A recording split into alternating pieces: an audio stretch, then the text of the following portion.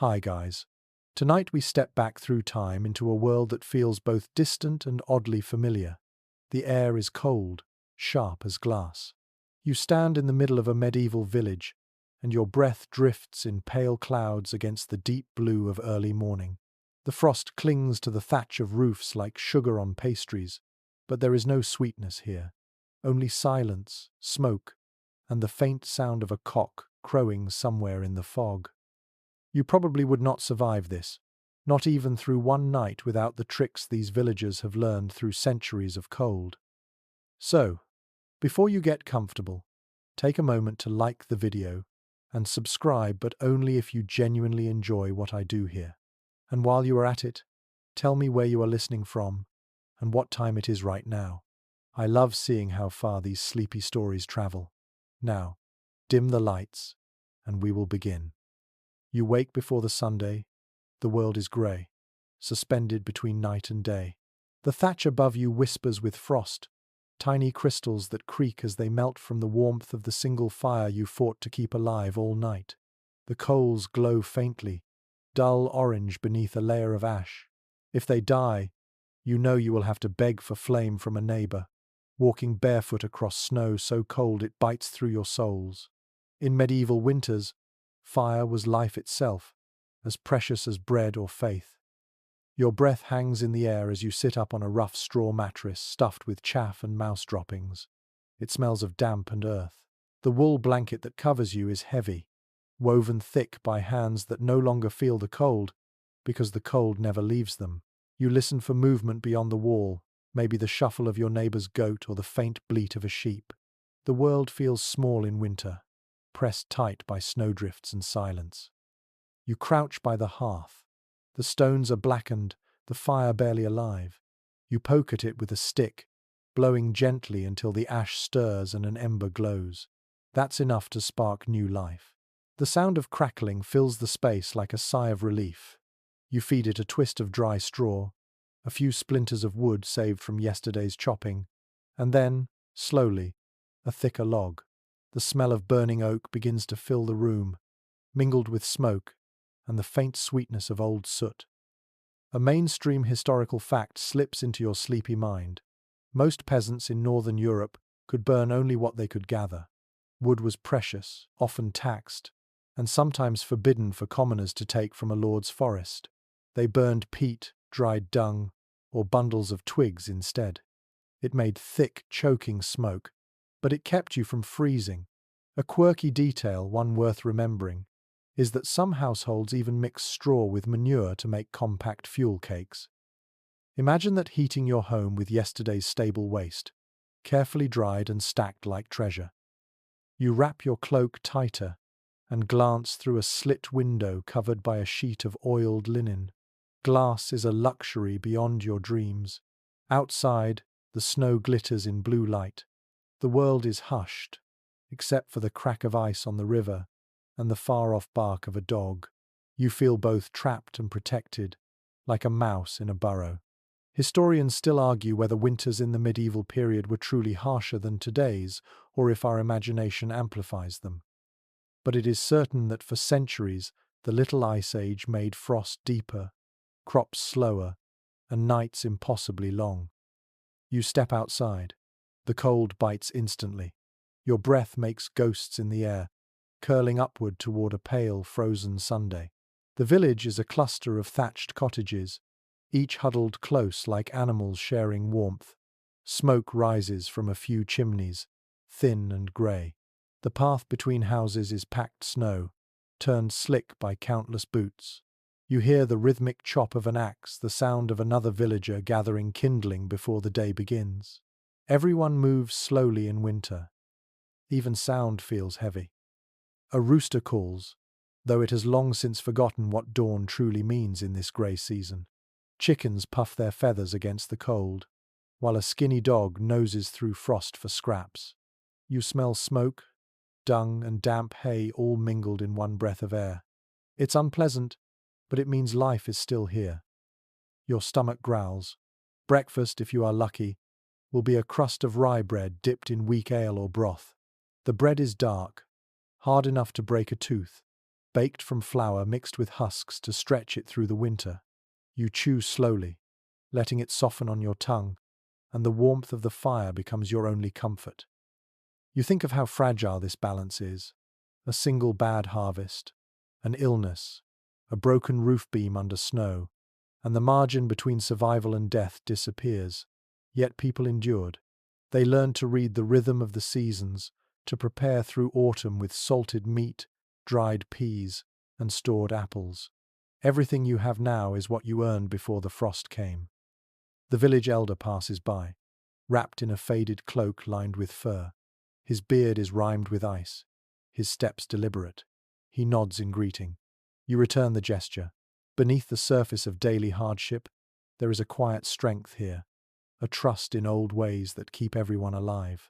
You glance at the church on the hill, its bell tower poking through the mist like a warning finger. On Sundays, the villagers will trudge there in their best rags, kneeling on frozen floors to thank God for simply surviving. A snowflake lands on your glove, intricate and perfect. You watch it melt slowly, turning from crystal to a drop of water that seeps into the wool. You cannot help but marvel at how the villagers find beauty even in hardship. The children chase one another through the drifts, laughing, their cheeks raw and red. Someone calls them back to the hearth, and you hear the low hum of voices, a comfort more warming than fire. As you stand there, the wind rises again, lifting the snow into little spirals. The sun, pale and weak, climbs reluctantly over the frozen fields. You realize the day will be long, but it will pass. Like every day before, the villagers have no choice but to endure, and somehow, they do. Later, when night returns and the stars glint cold above the roofs, you will huddle again beside the fire, its glow soft on the stone walls. The air will smell of smoke and tallow, of wool and life. You will close your eyes and listen to the creak of the timbers, the sigh of the wind beyond the door, and feel the ancient rhythm of human survival pulse through you. This is how the story begins, with frost in your hair, ash on your fingers, and a fragile fire that refuses to die. You sit closer to the fire now, feeling the faint heat kiss your hands. It is not enough to chase the chill from your bones, but it helps. In a medieval winter, every flicker of flame mattered. The hearth was not only a place for warmth, it was the heart of the home, the soul around which life turned. If the fire went out, the day began in panic. You imagine scraping flint, blowing until your lips crack, coaxing the tiniest spark into life with straw and prayer. You would guard that glow like your own heartbeat. The hearth is more than survival. It is where meals are cooked, where stories are told, where hands are warmed after hours of toil. You can almost hear the hiss of water in a blackened pot, smell the sweet tang of onions and leeks simmering slowly, the faint smoke that curls up through the rafters and leaves a soot halo on every beam. A mainstream historical fact drifts into your mind. In most medieval homes, the hearth was built in the center of the single-room dwelling without a chimney. The smoke escaped through a small hole in the roof or a gap near the gable. It filled the air, stinging the eyes and coating the walls, but it also helped preserve the thatch by deterring insects and waterproofing it with layers of soot. Ingenious, if a bit choking. You lean back, imagining the ceiling blackened with decades of smoke.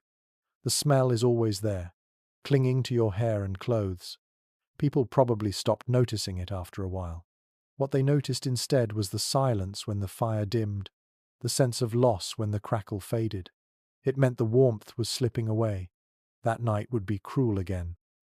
A quirky bit of lore reaches your thoughts. In some villages, people believed the fire had a spirit of its own, often called the hearth mother or the fire wife. It had to be treated kindly. You could not spit in the fire or throw refuse on it, or you might anger her.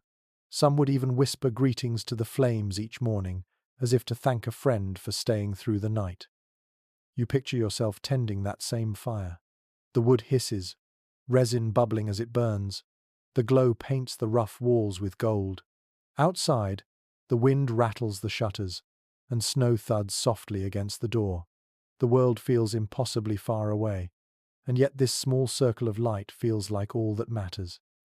Historians still argue whether domestic fires were truly constant or if villagers let them die and relit them daily. But either way, the act of keeping flame alive shaped every habit, every fear. You reach for a log from the small stack beside the hearth. It is precious.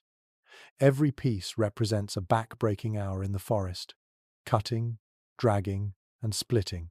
Most peasants did not own woodland.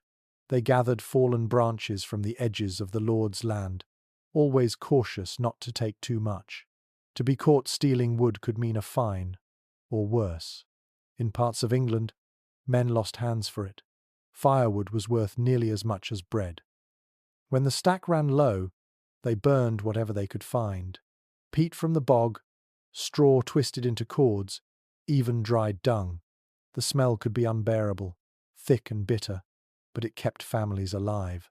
The warmth from a good peat fire was slow and steady, a deep heat that stayed in the stones long after the flame died. You can almost feel it on your skin as you listen to the wind outside. Sometimes, villagers built their hearths with stones scavenged from old Roman ruins, not knowing their history, but trusting their strength. You imagine a peasant woman kneeling beside such a hearth, lighting her kindling against stones carved centuries before, the past and present mingling in the firelight. That quiet continuity is oddly comforting. You shift and glance around the small room. The walls are wattle and daub, patched with mud. The floor is packed earth, swept daily but still dusty. Against one wall sits a wooden bench, against another a small table. The light flickers on everything, making even simple things, an iron pot, a ladle, a clay cup, seem alive. The fire gives shape to life itself. Without it, the darkness would swallow everything. You think of how people gathered around this same glow in the evenings. Neighbors would visit, trading gossip, mending nets, or just sitting quietly. The fire was the television of its time, hypnotic, storytelling in its rhythm. Someone might hum a song while spinning wool. Another might tell a tale about saints or beasts that haunted the nearby woods. Children would drift to sleep, their faces turned toward the embers, while the adults whispered of next year's harvest and the price of grain. The air in the cottage grows warmer, though still heavy with smoke. You can hear the soft breathing of others stirring awake. Someone coughs, deep and wet. Winter always brings sickness.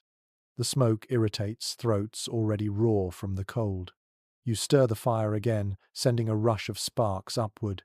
For a moment, the walls gleam with life. You wonder what it must have felt like to wake each morning, knowing your survival depends on something as fragile as a few burning sticks. The discipline of it, the mindfulness, must have shaped entire generations. No wonder people learned to respect flame, to fear it, to build rituals around it.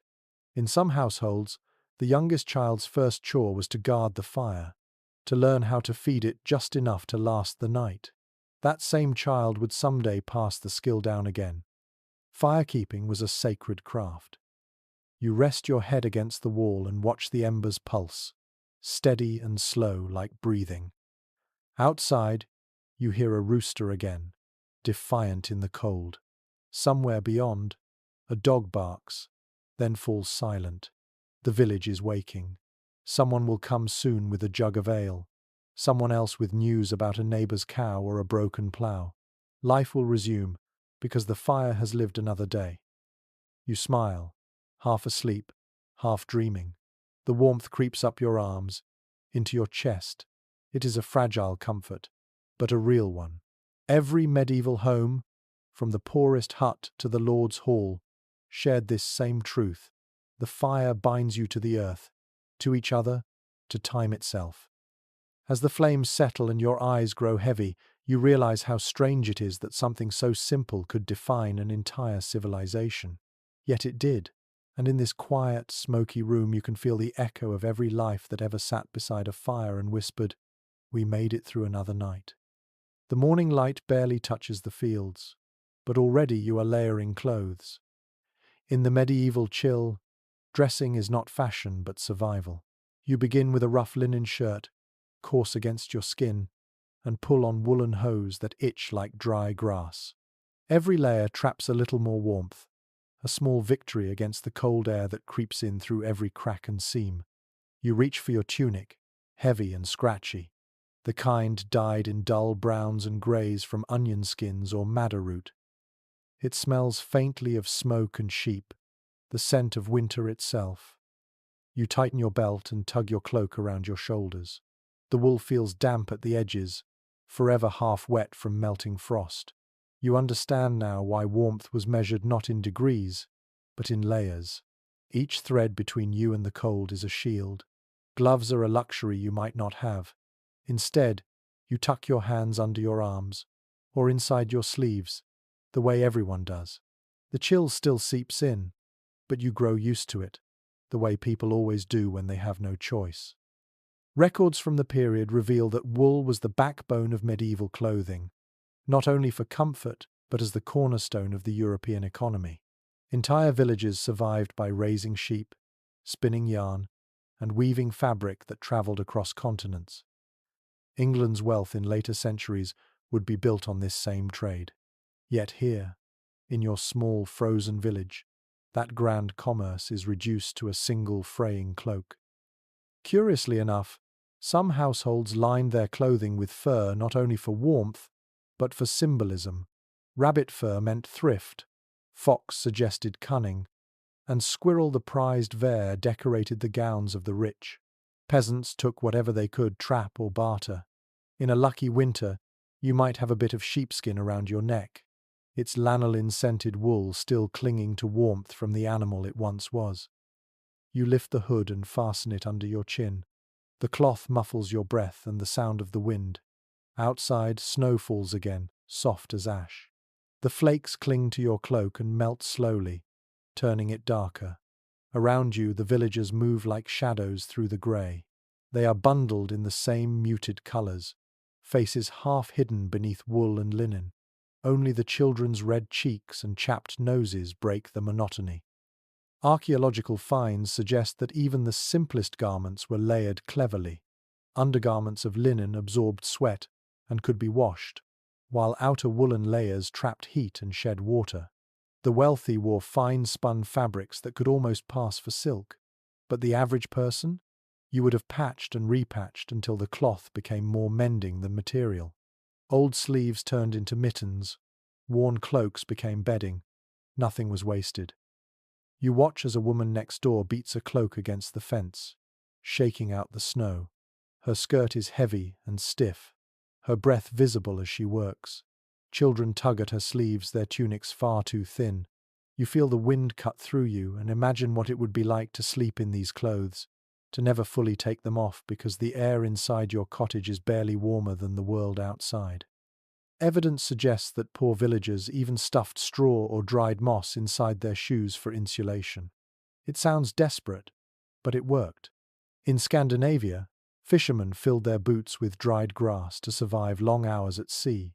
The grass absorbed sweat, preventing frostbite, a trick that endured for centuries. Little innovations like that kept whole families alive. You adjust your belt again, feeling how it presses against your layers. Every garment has weight. You carry it like armor. The wool scratches your skin, but there's comfort in its coarseness. It reminds you that you are still here, still breathing. The smell of lanolin, the faint itch, the constant rustle, these are the sounds and scents of staying alive. Modern scholars still debate how common fur and lined garments really were among peasants. Some argue that most could not afford even scraps, while others point to wills and inventories showing that furs were traded widely, if modestly. Perhaps the truth lies somewhere between. You can picture a village where one fox pelt is passed from family to family, carefully sewn into collars, cuffs, or linings. It might last decades before falling apart entirely. The snow deepens around your boots as you step toward the byre. The cold stings your face until your nose goes numb. A rooster squawks from beneath a slanted roof, shaking loose a sprinkle of snow. You pull your hood tighter. The sky is the color of pewter, and the breath of the village rises like mist. Everything is still, except for the slow, patient movements of people who have learned to work inside the cold rather than against it. You pass a man repairing a harness beside a wall. His fingers are raw and cracked, wrapped in strips of cloth. He glances up, nods, and continues working. His cloak, patched in 5 different colors, looks like a tapestry of endurance. You realize how the rhythm of life depends not on comfort, but on persistence. Warmth is not a gift. It is earned through labor and stubbornness. Inside your mind, you replay what warmth means in this world. It is the thick smell of damp wool drying by the fire. It is the sound of a cloak brushing straw as someone passes by. It is the faint heat of a shared bed, where 5 bodies huddle close under one blanket. No one here thinks of warmth as luxury, it is duty, a shared struggle. A faint sound catches your ear, a song hummed softly by a young girl spinning yarn by the doorway. Her spindle twirls between her fingers, the wool gliding smooth as breath. Her melody drifts through the air, delicate and tired, as if she's singing to the winter itself. You watch her for a while and feel something loosen inside you. Perhaps that is the secret to survival here. Not strength, but rhythm, the steady motions of hands and heart. The cold does not relent, but you adjust again, and somehow it feels bearable. You look down at your patched clothes, your stiff boots, and think of how many lives are woven into their threads. The sheep, the spinner, the dyer, the weaver, the mother who mended them by firelight. Every layer holds a story. And tonight, when you lie down again, it will be those layers that cradle you against the winter dark. The morning deepens into a grey, dim light as you step back inside your cottage. The warmth from the hearth barely reaches the far corners of the room. Your stomach aches quietly, reminding you that food is the true currency of survival. The smell of yesterday's broth lingers faintly in the air, mingled with the earthy scent of smoke and damp straw. It is time to eat again, though you already know the meal will be thin and plain. You take a piece of coarse bread from the shelf, dark with barley and rye. It feels heavy in your hand, baked hard to last through weeks of cold. When you bite it, the crust scrapes your gums, and the inside tastes faintly sour. It fills the emptiness, though barely. You dip it into a small bowl of ale, letting it soften. The liquid is warm, flat, and slightly sweet. For many villagers, ale is not indulgence but hydration. The brewing process kills the water's bacteria, making it safer than the well. Contemporary records show that medieval diets shifted dramatically in winter. With no fresh produce, people relied on preserved goods stored during autumn. Salted pork, smoked fish, pickled cabbage, and dried peas formed the backbone of the cold season's meals. You can almost imagine the tang of brine, the chew of meat cured so long it turns nearly leathery. Each bite carried the taste of survival. Sometimes, families roasted a rabbit or pigeon caught in the woods, though that risked fines from the Lord's forester. Hunting rights were tightly controlled, and poaching was punished harshly. Still, the hunger of January has a way of silencing fear. You picture a man slipping into the forest at dusk, a simple snare hidden beneath the snow, his breath tight with hope. If he returns with meat, the family eats.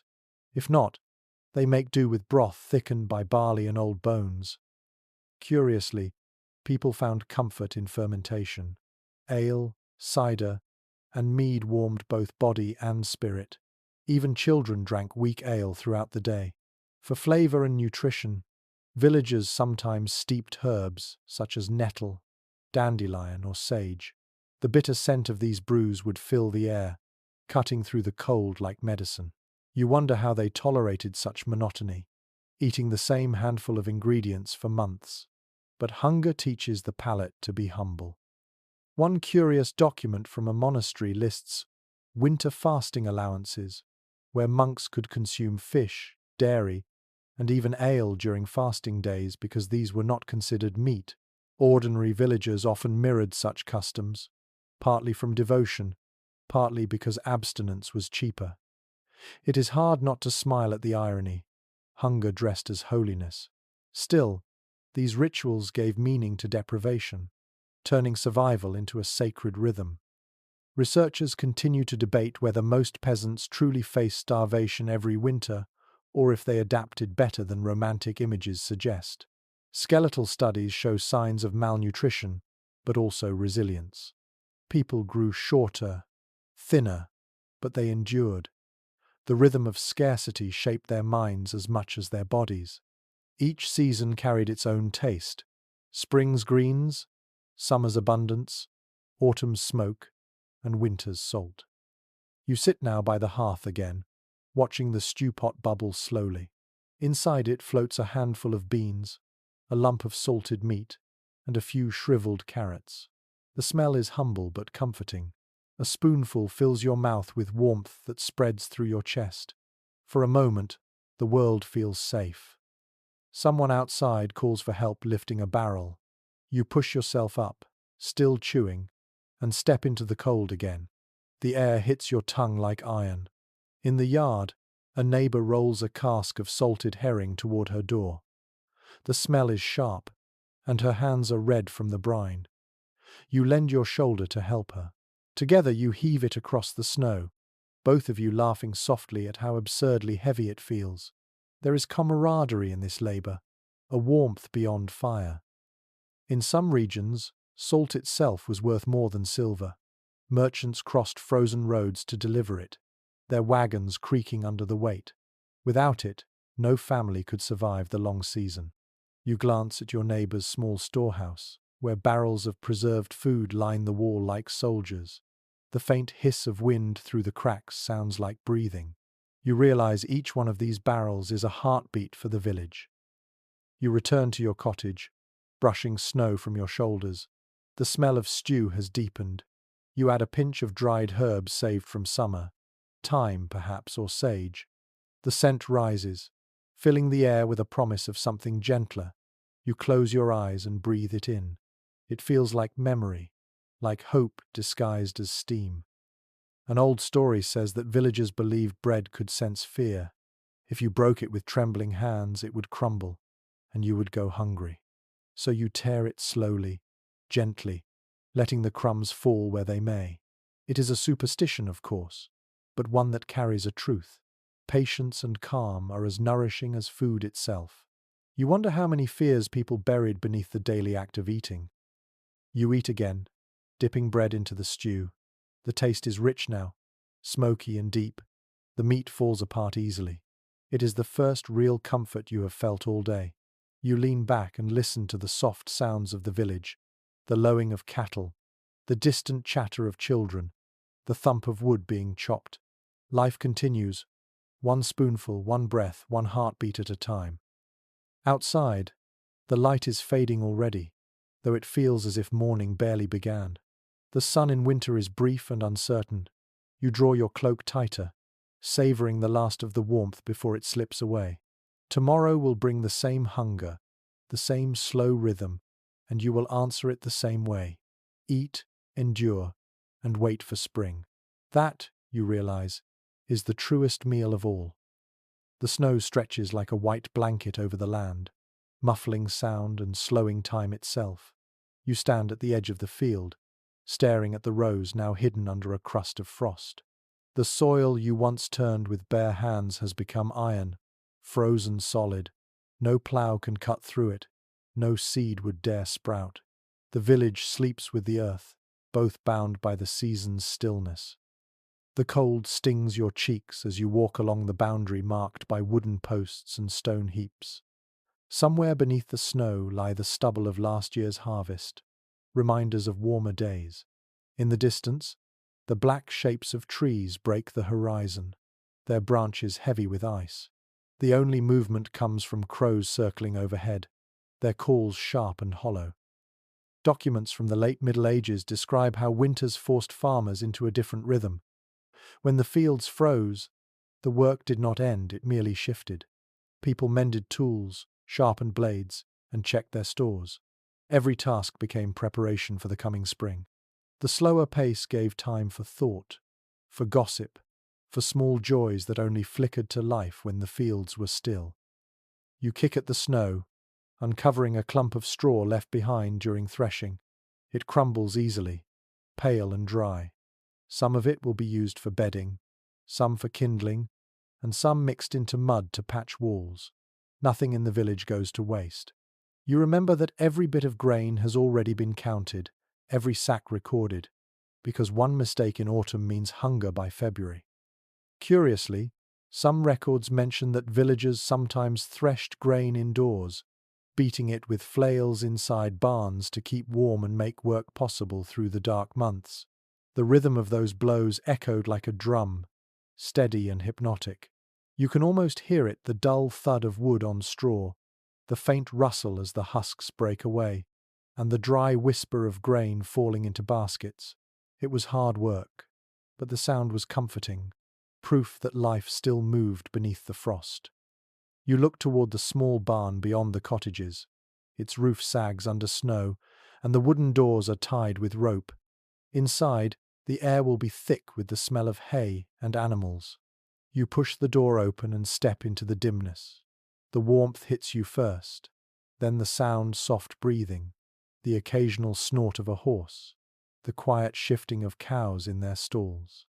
Their heat and breath keep the air above freezing. Within these walls, survival hums quietly. People often worked here during the coldest weeks, repairing harnesses, weaving rope, or carving new handles for tools. A farmer might shape a new rake or mend a broken hoe while his animals watched, their breath turning to mist. He would murmur to them, sometimes even sing, not out of sentiment but habit. In this dim, smoky half-light, the line between man and beast blurred. Both waited for spring to return. Archaeological evidence suggests that barns doubled as workspaces, social spaces, even sleeping quarters for some during brutal cold spells. The smell of manure mixed with the scent of wood shavings and sweat, creating a heavy warmth that clung to every surface. You close your eyes and feel it, the low hum of life pressed together in tight quarters, the kind of warmth born not from comfort but from necessity. A curious belief from certain regions held that fields had to rest like people. If the soil were not allowed to sleep, it would grow angry and yield poorly. So farmers would bless their land each winter, walking its frozen boundaries with a torch or sprinkling ash to appease the earth's spirit. Whether superstition or instinct, it reflected a deep respect for the rhythm of nature, a reminder that the land, too, has limits. Experts still discuss how villagers divided their winters between labor and stillness. Some accounts describe tireless maintenance of tools and barns, while others depict a slower existence marked by stories, song, and prayer. The truth, as always, is probably in between. Work continued, but it moved at the pace of the fire, the slow and steady rhythm of survival. Outside, the wind picks up, sweeping snow across the open fields. You pull your hood close and step back into the cold. The sound of the barn door creaking shut behind you fades quickly, swallowed by the vast quiet. You glance back once, watching the faint plume of smoke from your chimney merge with the grey sky. You know that the earth beneath you still breathes, even if faintly. Roots sleep deep below, waiting for warmth. The seeds stored in clay jars by your hearth carry the promise of green days ahead. You think of those seeds often, almost like loved ones you hope to see again. Each one is a small miracle trapped in time, waiting to wake. You turn toward the village again, snow crunching beneath your boots. Somewhere, someone is singing faintly, maybe spinning yarn or rocking a child. The sound mingles with the sigh of the wind. For a moment, it feels like the whole world is holding its breath. The fields are sleeping, the people are mending, and you are learning to live within the rhythm of stillness. This is winter's lesson. You cannot fight it. You can only wait with quiet faith. When spring comes, you will return to these same fields with aching arms and hopeful eyes. But for now, the frost has the final word, and you must listen. The air inside the cottage feels dense with smoke and breath as the daylight fades. Outside, the frost thickens again, forming tiny crystals on the window's oiled linen. You sit cross-legged near the fire, your fingers stiff from the cold. The day's fieldwork is done, but the night's work is just beginning. In winter, the fields rest, but the people never truly stop. The cottage becomes a workshop after dark. You reach for a small basket filled with odds and ends thread, scraps of fabric, half-burned candles, a few bent nails saved from old shoes. Every object here has been used before, repaired, and will be used again. You take a deep breath, the air thick with the scent of tallow, wool, and warm wood. This is the rhythm of winter evenings. Slow, steady, and endlessly practical. Contemporary household accounts tell us that this season was the time for crafts and handiwork. Women spun flax or wool into thread, their hands moving automatically while men wove baskets, repaired tools, or carved handles for sickles and knives. The flicker of the hearth made shadows dance on the walls, while voices hummed low songs to fill the silence. The cold might rage outside, but inside, the small circle of light became a world of its own. You watch as the spindle spins between your fingers. The wool slips like soft smoke through your hands, twisting into thread that will someday become cloth. Each movement is meditative. The hiss of the fire, the creak of the wooden stool, the faint tapping of a hammer in the neighbor's cottage, they blend into a single, comforting rhythm. Curiously, certain medieval households hung charms above their looms to keep mischief away. Spinning was sacred work, a balance of patience and luck. In some regions, people believed that spinning after sunset could summon spirits who tangled the thread out of jealousy. So, before you begin, you whisper a small blessing, not out of fear, but habit. In the dark months, belief is just another tool for survival. You glance toward the window again. The world outside has vanished into white. You can hear the faint howl of the wind, a lonely sound that makes the fire's crackle seem almost musical. The candle beside you gutters in its iron holder, dripping wax that hardens instantly on the table. You catch it, peel it off, and press it back into the base. Every scrap of wax is saved. Light itself is a form of currency. Evidence from monastic records suggests that in deep winter, candle-making was a vital task. Tallow from slaughtered animals was rendered slowly, its greasy smell thick and unpleasant, but the candles it produced meant safety. A single candle could light a family's evening meal or guide someone through the dark to a neighbor's door. Beeswax, sweeter and cleaner, was reserved for churches or the wealthy. You can almost smell the difference, the animal tang of tallow against the honeyed fragrance of wax. You look down at your rough hands, the knuckles cracked from cold. The thread breaks again, and you tie it with a sigh. Around you, others work quietly. One mends a torn cloak, another shapes wooden pegs by the firelight. Someone hums an old carol, one of those half-sacred, half-earthly songs about warmth and home. The tune drifts lazily through the room, carrying a peace that feels older than memory. An odd entry from a parish ledger mentions that villagers paid part of their taxes in finished goods during winter-woven cloth, ropes, candles, or tools. Money was scarce, but labor was abundant.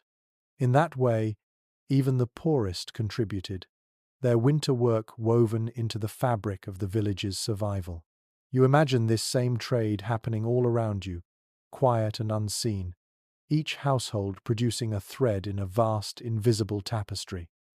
Outside, the wind dies for a moment, and you can hear the distant chime of the church bell. It counts the hours slowly, echoing through the frost. You pause, listening, and realize how time feels different in winter. It stretches, folds, repeats, days blur into nights, tasks into rituals. You cannot hurry. The world itself moves too slowly for that.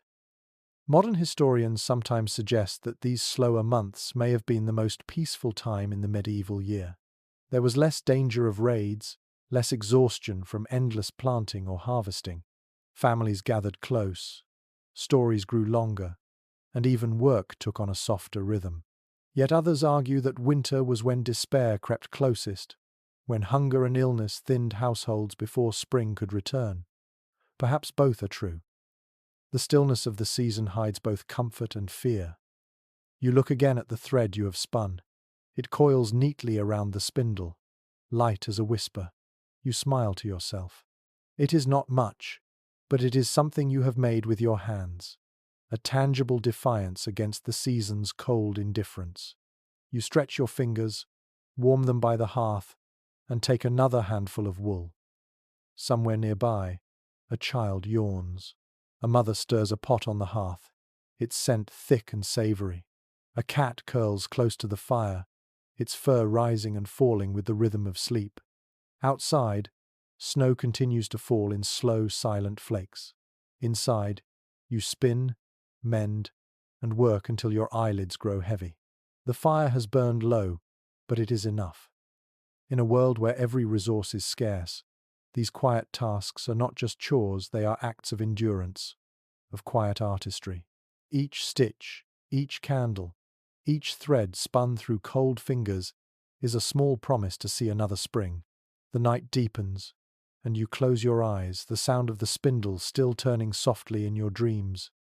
The night fades slowly, and when you wake again, your breath hangs white in the air.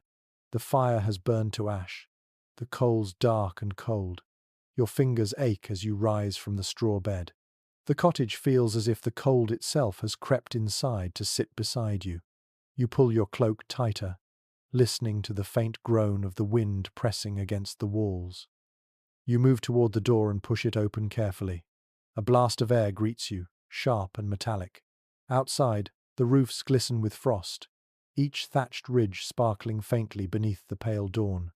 You step into the snow, boots sinking softly. The air smells clean, almost sweet, and distant smoke trails from the neighbors' chimneys. You take in the shape of your cottage from the outside, seeing it as if for the first time.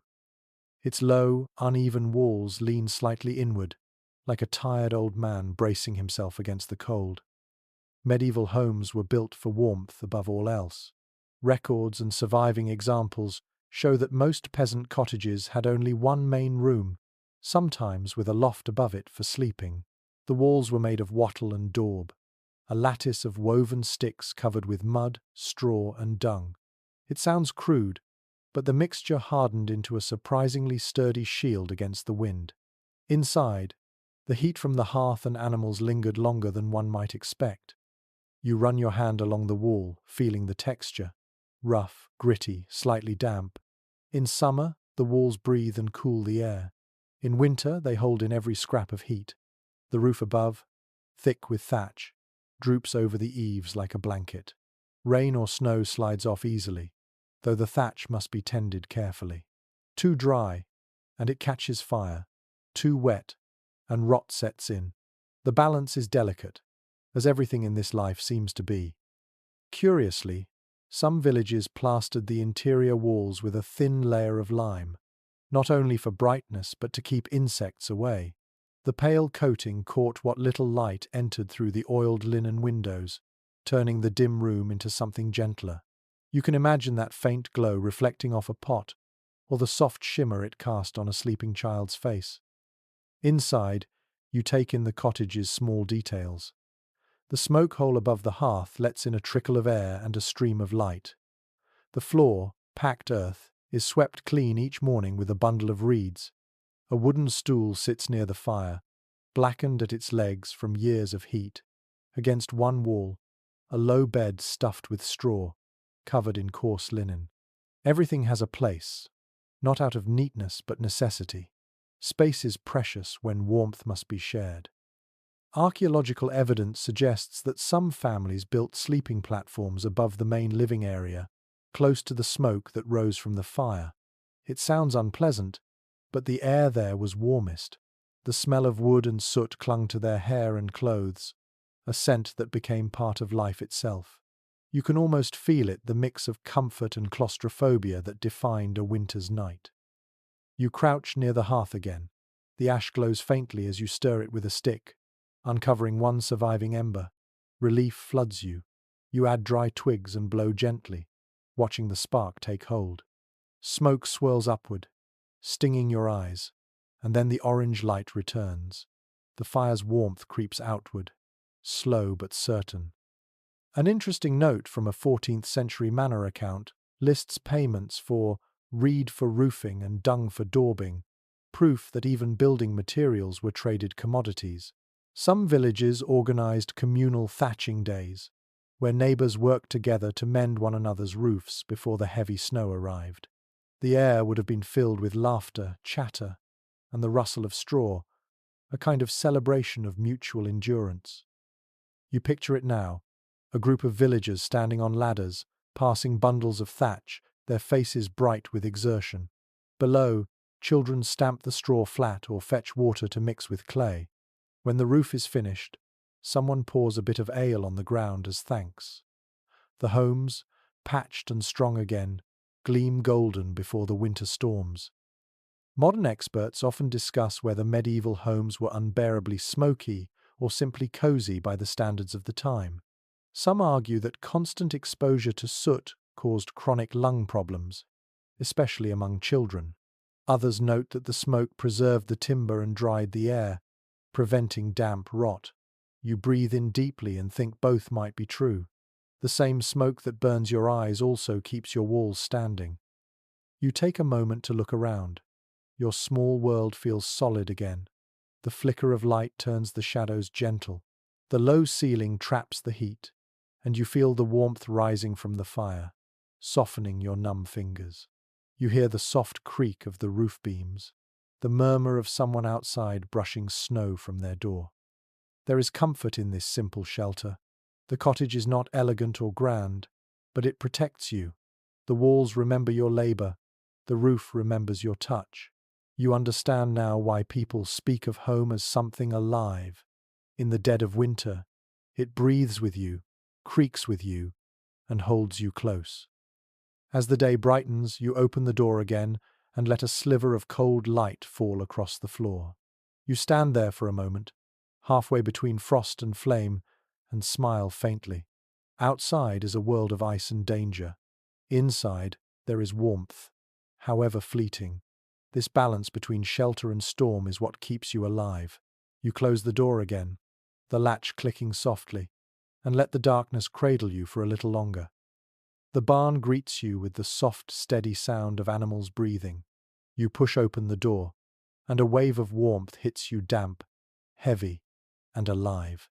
The air smells of hay, dung, and the musky scent of fur. For a moment, you simply stand there, letting the sudden contrast from the frozen morning settle into your bones. This place, noisy and fragrant, is another kind of hearth. Your boots sink into the straw as you step further in. A cow shifts its weight and turns its great dark eyes toward you. A horse stamps, snorting steam into the air. Chickens huddle near the corner, their feathers puffed like small clouds. The animals are not just beasts of burden. They are your companions through the cold, your shared warmth against the season's indifference. Written accounts from the 14th century describe peasants keeping smaller livestock, goats, pigs, and sometimes even chickens inside their homes during the harshest months. The body heat from animals could raise the temperature of a cottage by several degrees, just enough to keep frost from biting through the night. It was a practical, if noisy, solution. You smile faintly at the thought of children sleeping beside bleating goats, lulled by the steady rhythm of chewing and breathing. Archaeologists have found signs of this close relationship in ancient floors layered with both animal dung and ash, proof that people and livestock once shared not only space but life itself. The mingling of warmth and waste may sound unpleasant to modern ears, yet in a world without glass, stoves, or insulation, this was the difference between living and freezing. You move along the row of stalls, brushing a cow's flank as you pass. The coarse fur is warm beneath your palm. She shifts slightly, her bell clinking faintly, a soft metallic lullaby. You take comfort in that sound. These creatures depend on you, but in truth, you depend on them just as much. A curious note from a medieval agricultural manual advises that animals be fed before humans during winter. For their labor is your bread, it warns. And it is true. If the oxen fall ill, the plough lies idle. If the hens stop laying, the pot remains empty. Their care comes first. You scoop a handful of grain and scatter it on the floor. The chickens peck eagerly, their small claws scratching against the frozen straw. The stable's low beams drip with condensation, and the walls are streaked with the marks of countless winters.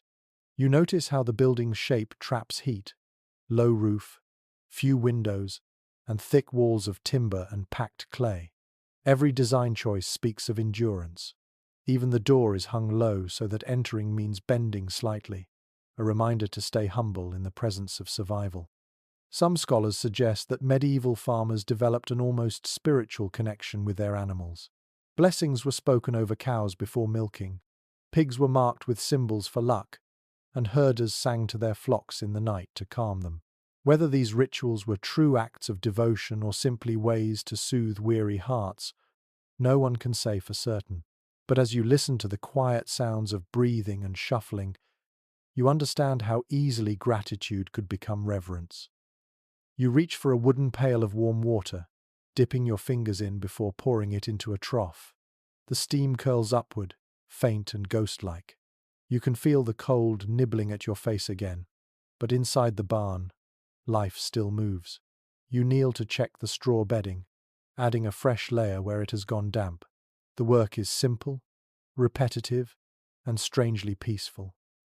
An old superstition whispers that cows could see spirits on Christmas Eve, a belief so deep that some families crept to the barns at midnight to listen for the animals speaking. You picture it, villagers huddled in the dark, their breath white in the air, waiting for a sign that the world beyond frost still cared for them. Perhaps no words ever came, but the faith in that moment must have felt like warmth itself. Modern historians note that such stories carried a hidden wisdom. They encouraged people to check on their animals during the coldest nights, ensuring none froze or fell sick. A tale dressed as miracle became, in truth, a habit of kindness. You smile, realizing how often belief disguises practicality in these winters. The animals stir again, sensing movement. The pigs grunt softly, rolling against one another for comfort. A hen flutters onto a beam, feathers shaking snow from her wings. You crouch, resting your hands on your knees, and watch them with quiet affection. They are the heartbeat of the village, constant and patient. Outside, the wind howls across the open fields, but inside, you feel the steady pulse of warmth that life provides. The barn is a world apart, lit dimly by the small light that seeps through cracks in the boards. The air hums with breath and sound, the symphony of coexistence that has kept humankind alive since the first fires were lit. You take one last look before stepping back into the cold. The door creaks shut behind you, and the sudden silence of the snow feels almost too empty. You pull your cloak tighter, carrying the barn's warmth inside your chest like a hidden ember. Every living creature in the village, from the smallest hen to the broadest ox, shares the same truth as you. To live through the cold, you must stay close to one another. You walk home with that thought, your breath trailing behind you, and it feels like an ancient prayer carried on the frozen wind. The morning sky is the color of pewter, dull and still. You hear the first toll of the church bell, long before you see the chapel. Its sound travels over the frost, slow and solemn, calling the village to prayer. The sound feels heavy, like an anchor dropped into silence. You pull your cloak around your shoulders and begin walking toward the hill where the church stands, its outline faint against the pale sky.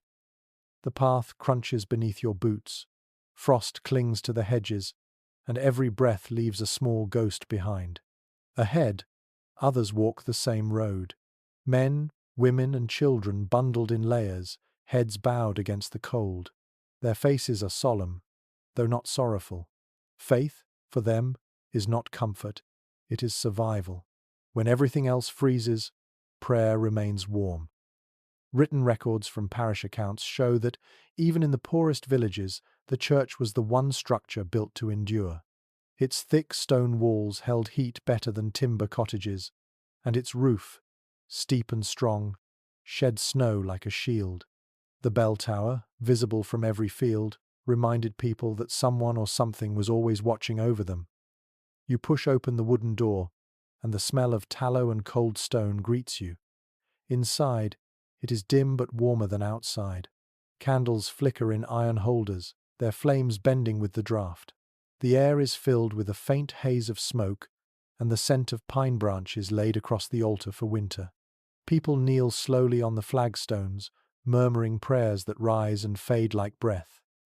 It is generally accepted among historians that religion in the Middle Ages provided more than spiritual hope, it was the social glue that kept villages alive. The church distributed food to the needy, offered shelter to travelers, and recorded every birth, death, and marriage. Yet faith was also a form of order, binding people to the rhythm of the year through feast days and fasts. You find a place near the back, lowering yourself onto the cold stone. Your knees ache. The priest's voice echoes softly through the hall, speaking in Latin, a language most here cannot understand. It hardly matters. The rhythm of the words, the rise and fall of sound is what comforts. You close your eyes and listen. The chant feels ancient, steady, like the heartbeat of the season itself. Curiously, some parishes lit special fires inside the church during harsh winters, known as holy warmth. The faithful would carry embers home afterward to rekindle their own hearths, believing that the sacred flame would protect them from sickness and hunger. You imagine the sight, villagers leaving in a long line, each holding a small clay pot glowing faintly through the night, their faces lit by faith and flame. The walls are cold to the touch. You trace a finger along the rough stone, feeling the moisture that seeps through. Above you, the faint light of morning filters through stained glass, painting thin lines of color across the floor. The image is of Saint Nicholas, the patron of sailors and children, holding a golden staff. His eyes seem almost kind. You think of how many winters these walls have seen, how many prayers they have absorbed. A faint cough echoes behind you, then the shuffle of boots. You turn slightly and see an old woman clutching a small wooden cross. Her lips move silently as she rocks back and forth. Faith here is private, almost physical, a gesture, a whisper, a habit of endurance. No one looks at her, yet everyone understands. Documents from church chronicles mention the practice of rogation prayers during bitter winters. People walked through the fields, chanting and sprinkling holy water to bless the soil, even when it lay frozen solid. It was a ritual of hope, a promise to the land that they would return in spring. You picture yourself joining that procession, the cold burning your cheeks as your voice mingles with dozens of others. Modern researchers still discuss how deeply superstition intertwined with faith during these times. Some see it as ignorance, others as necessity. When the world offered so little control, belief became a language of survival. You sense that truth now as you watch the villagers bow their heads. Their prayers are not about paradise but about endurance, about seeing another dawn without frost in their lungs. The priest raises his hand, and the murmur quiets. For a moment, all you hear is the faint hiss of the candles. You look around and realize how every person here carries the same tiredness in their eyes, the same quiet strength. When the final Amen sounds, it feels like a shared exhale. You step outside again. The cold greets you sharply, but the world seems brighter now. The bell tolls once more, deep and low. Around you, people scatter back toward their cottages, their breath rising like smoke. A child laughs suddenly, chasing a puff of snow, and the sound feels almost sacred. You stand at the foot of the church hill for a while, watching the smoke from your own chimney in the distance. The air smells faintly of wood and winter. Faith may not fill your belly or warm your hands, but it fills the spaces between the long hours, the silences, the fears that creep in after dark. It gives shape to waiting. As you walk home, the sun breaks through for a moment, turning the snow to a glittering sheet of light. The bell's final echo fades behind you. You realize that even in this frozen landscape, people have built warmth not only from fire, but from belief. In the face of endless winter, faith is another kind of flame. The day feels softer than most. The air carries the scent of smoke and ale, and laughter drifts from the direction of the manor yard. You follow the sound, your boots crunching lightly over a crust of snow. The villagers have gathered, huddled together against the cold, faces glowing with the promise of food and firelight. For one brief night in the long winter, the hunger loosens its grip, and warmth comes not from the hearth but from the crowd itself. You draw closer and see a fire blazing in the center of the square. Sparks leap upward, caught by the wind, and vanish into the pale sky. A man with a lute strums lazily by the flames, the notes thin but bright. Someone passes you a mug of ale, heavy and warm, its surface foaming faintly. You take a sip, and the bitterness mingles with the smoky air. Around you, voices rise in song. Historical notes from parish accounts describe how communities held feasts during the bleakest months, often tied to holy days or local saints. Christmas, Candlemas, and the Feast of St. Bridget were not merely religious events, they were excuses for release. A chance to taste something rich, to remember joy before the next stretch of hardship. For a few hours, rules loosened, hunger paused, and the cold seemed less cruel. On the table nearby, you see the food: coarse bread, salt pork glistening with fat, roasted turnips, and a single goose that must have taken months of saving. Its smell fills the square, thick and irresistible. Children hover near, eyes wide. The first cut releases a hiss of steam, and the warmth of it feels like magic. You are handed a small slice, crisp and smoky, and when you bite into it, your mind quiets completely. Curiously, village records reveal that even the poorest shared in these feasts, often through alms tables set outside churches. Wealthier families contributed extra bread or meat so that none would be left out. You picture a row of rough benches dusted with snow, covered in baskets of food, candles flickering beside them. Generosity, for once, outshines scarcity. You sit beside an old man who nurses a cup of ale. His beard glitters with frost, and his smile reveals more gaps than teeth. He begins telling you about the last winter, when the snow lasted until Easter and people boiled bark to make soup. Yet, he laughs as he speaks, as if hardship were simply another tale to trade. His laughter ripples through you like warmth. Researchers note that such gatherings were vital for morale. Laughter and song broke the monotony that winter pressed upon the mind. Without them, despair settled in too deeply. The songs were not always cheerful. Some told of famine, lost lovers, or saints freezing on lonely mountains, but they turned pain into rhythm. And rhythm, in times like these, kept people human. A fiddler begins to play. The melody is quick, bright, almost defiant. The villagers join hands, dancing in a circle, boots stamping against snow. Their movements stir clouds of white powder that shimmer in the firelight. For a moment, it feels as if the stars themselves have come down to dance among you. Some old sources mention that fasting followed feasting almost immediately. The church calendar balanced indulgence with abstinence, pleasure with penitence. One day you might feast on meat and ale. The next you might chew only cold porridge and pray for forgiveness. You think about that as you sip your ale again, the sweetness turning bitter on your tongue. Perhaps the rhythm of feast and fast was another way of staying sane, a heartbeat for the long year. You glance around at the faces glowing in the firelight. The baker's wife, her hands still dusted with flour. The blacksmith's apprentice, laughing as he slips on ice. The children, chasing one another through the snow with shrieks of delight. Even the priest watches from the edge, smiling faintly beneath his hood. It feels as if the entire village exhales together. One local legend claims that the fire of a winter feast could drive away illness if you stared into it long enough. You catch yourself gazing into the flames, eyes watering, as if trying to believe. The logs crack, the sparks rise, and you imagine each one carrying a small prayer upward. In the dance of light and shadow, you see the outline of faces, past and future people who have endured winters just like this. When the music slows, the crowd quiets. Someone tells a story about Saint Martin, who shared his cloak with a beggar in the snow. Another recalls the tale of a ghostly rider who brings frost to fields that are not blessed in time.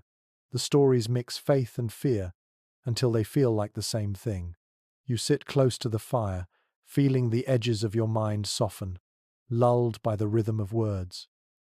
As the embers fade, people drift home one by one. The laughter grows quieter, replaced by the crunch of boots and the soft snort of horses in the distance. You linger a moment longer, letting the heat of the dying fire warm your face. The night sky above you is black and brilliant, stars scattered like spilled salt. You finish the last sip of ale and stand. The cold rushes back immediately, fierce and honest. You tuck your hands into your sleeves and begin walking home. Behind you, the last of the flames collapse into a bed of red coals. You think of how much work tomorrow will bring chopping wood, mending fences, feeding animals, but for now, the warmth of the feast lingers. Winter has not ended. Hunger will return. But tonight, your belly is full, your heart lighter, and in that balance of cold and comfort, you find the quiet truth of survival.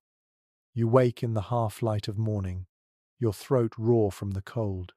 The air feels heavy, as if it carries frost inside it. Outside, the world is white and silent, but inside your body, something aches. You cough softly, tasting iron at the back of your mouth. Sickness moves quietly through the village this time of year, and everyone knows it. You sit up slowly, wrapping a blanket around your shoulders. The fire has burned low again, and the cottage smells of ash and damp wool. Your fingers tremble slightly as you poke at the embers, coaxing a small flame to life. The warmth feels weak, as though the fire itself is tired. Historical accounts written by monks often describe the winter as the season of fevers. The cold did not bring only frostbite. It brought hunger, weakness, and the lingering coughs that carried off the old and the young alike. With little fresh food and long months trapped indoors, illness spread easily. Still, villagers found ways to fight back, using remedies gathered from fields and hedgerows when the earth was still green. You pour a little warm water into a clay cup and drop in a spoonful of honey. It glows amber in the light, thick and slow. This is medicine, as close as most will ever come to sweetness. The warmth coats your throat, and for a moment, the pain eases. Records from apothecaries show that honey, garlic, and vinegar were the most trusted remedies for colds. Not always effective, but comfort mattered as much as cure. Curiously, some people warmed ale with herbs, rosemary, sage, or even pepper, and drank it before bed to chase out the chill. The smell of spiced drink fills your imagination. Rich, earthy, slightly bitter. It must have tasted like relief. In some places, healers mixed crushed juniper berries with lard to rub on aching joints. You imagine the sharp, clean scent filling the air, a strange kind of luxury in such a rough world. The village healer, usually an older woman, was as important as any priest. She learned her craft through observation, memory, and rumor. You picture her now, wrapped in shawls, sitting beside her hearth surrounded by jars of dried leaves, roots, and powders.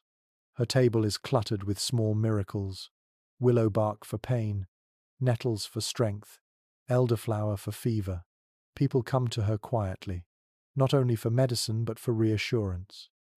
A Latin medical text, copied in a monastery, once warned, "Trust in herbs, but more in God." That balance between prayer and practice defined medieval healing. Sometimes, a charm was tied around the neck, a scrap of parchment with a verse from the Psalms to ward off sickness. It was part science, part faith, part hope. And hope, as you know, is often the strongest medicine of all. You step outside, the cold biting at your lungs. The air smells of pine smoke and something sharper, a metallic scent that seems to live only in winter. You walk toward the stream at the edge of the village, a small pot in hand. The healer has told you that water drawn at sunrise carries more strength. The surface of the stream is covered with a thin layer of ice, delicate and glassy. You break it gently with a stick and watch ripples spread outward. The sound of trickling water feels like life returning. Back home, you set the pot by the fire and sprinkle in dried mint. The scent rises softly, filling the room with a green memory of summer. You sip slowly, feeling warmth spread through your chest. It is not much, but it is enough to remind you that healing is not always about curing, it is about enduring. An odd note in a 15th century household manual recommends keeping a live hen indoors when someone is sick, claiming that the bird draws away the bad humors. You smile at the thought of it, a chicken pacing near the hearth, clucking quietly, as if discussing the patient's condition. Absurd, perhaps, yet strangely tender. The line between superstition and care is thin, and in these times, kindness itself can heal. You glance toward the small wooden cross above your door. It is blackened by smoke, its edges rough. Many families touched such charms before sleep, believing they guarded against night air, a term for the unseen illnesses that crept through cracks and dreams. The faith may not be scientific, but it has comforted generations. You touch it now, more from habit than belief, and whisper a small wish to stay alive until spring. Modern scholars often wonder how people face sickness without despair. The answer, perhaps, lies in the rhythm of the village itself. When one fell ill, others stepped in. Neighbors shared broth, fetched water, or watched children. No one had the luxury of isolation. Illness belonged to everyone, and so did recovery. You rest again by the fire, listening to it crackle softly. Outside, the wind sighs across the roof. Somewhere, a dog barks once and falls silent. You feel your eyelids grow heavy. The honey's warmth lingers in your throat, sweet and slow. The pain dulls into something manageable. You think about how fragile the line between sickness and health truly is, and how the villagers walk it every day with quiet grace. There are no hospitals here, no doctors in long robes, just human patients and a few leaves in a jar. And somehow, that is enough. You close your eyes.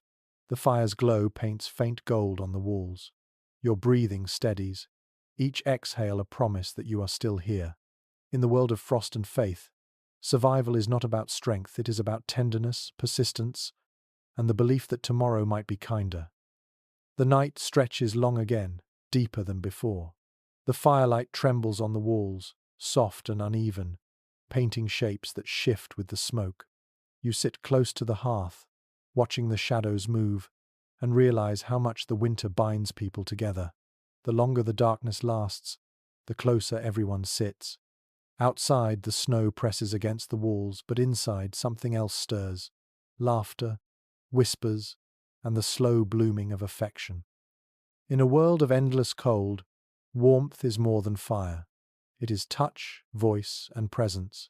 You glance across the room at another figure by the flames, perhaps mending a cloak or combing tangled hair. The silence between you is gentle, filled with the sound of crackling wood and quiet breathing. There is a comfort in this stillness, a wordless knowing that neither of you is truly alone. Documents from medieval courts and letters reveal that winter was often the season of courtship. Long nights left plenty of time for stories, songs, and companionship. Marriage arrangements were rarely romantic in a modern sense, yet affection still found ways to bloom in corners of cottages and during village gatherings.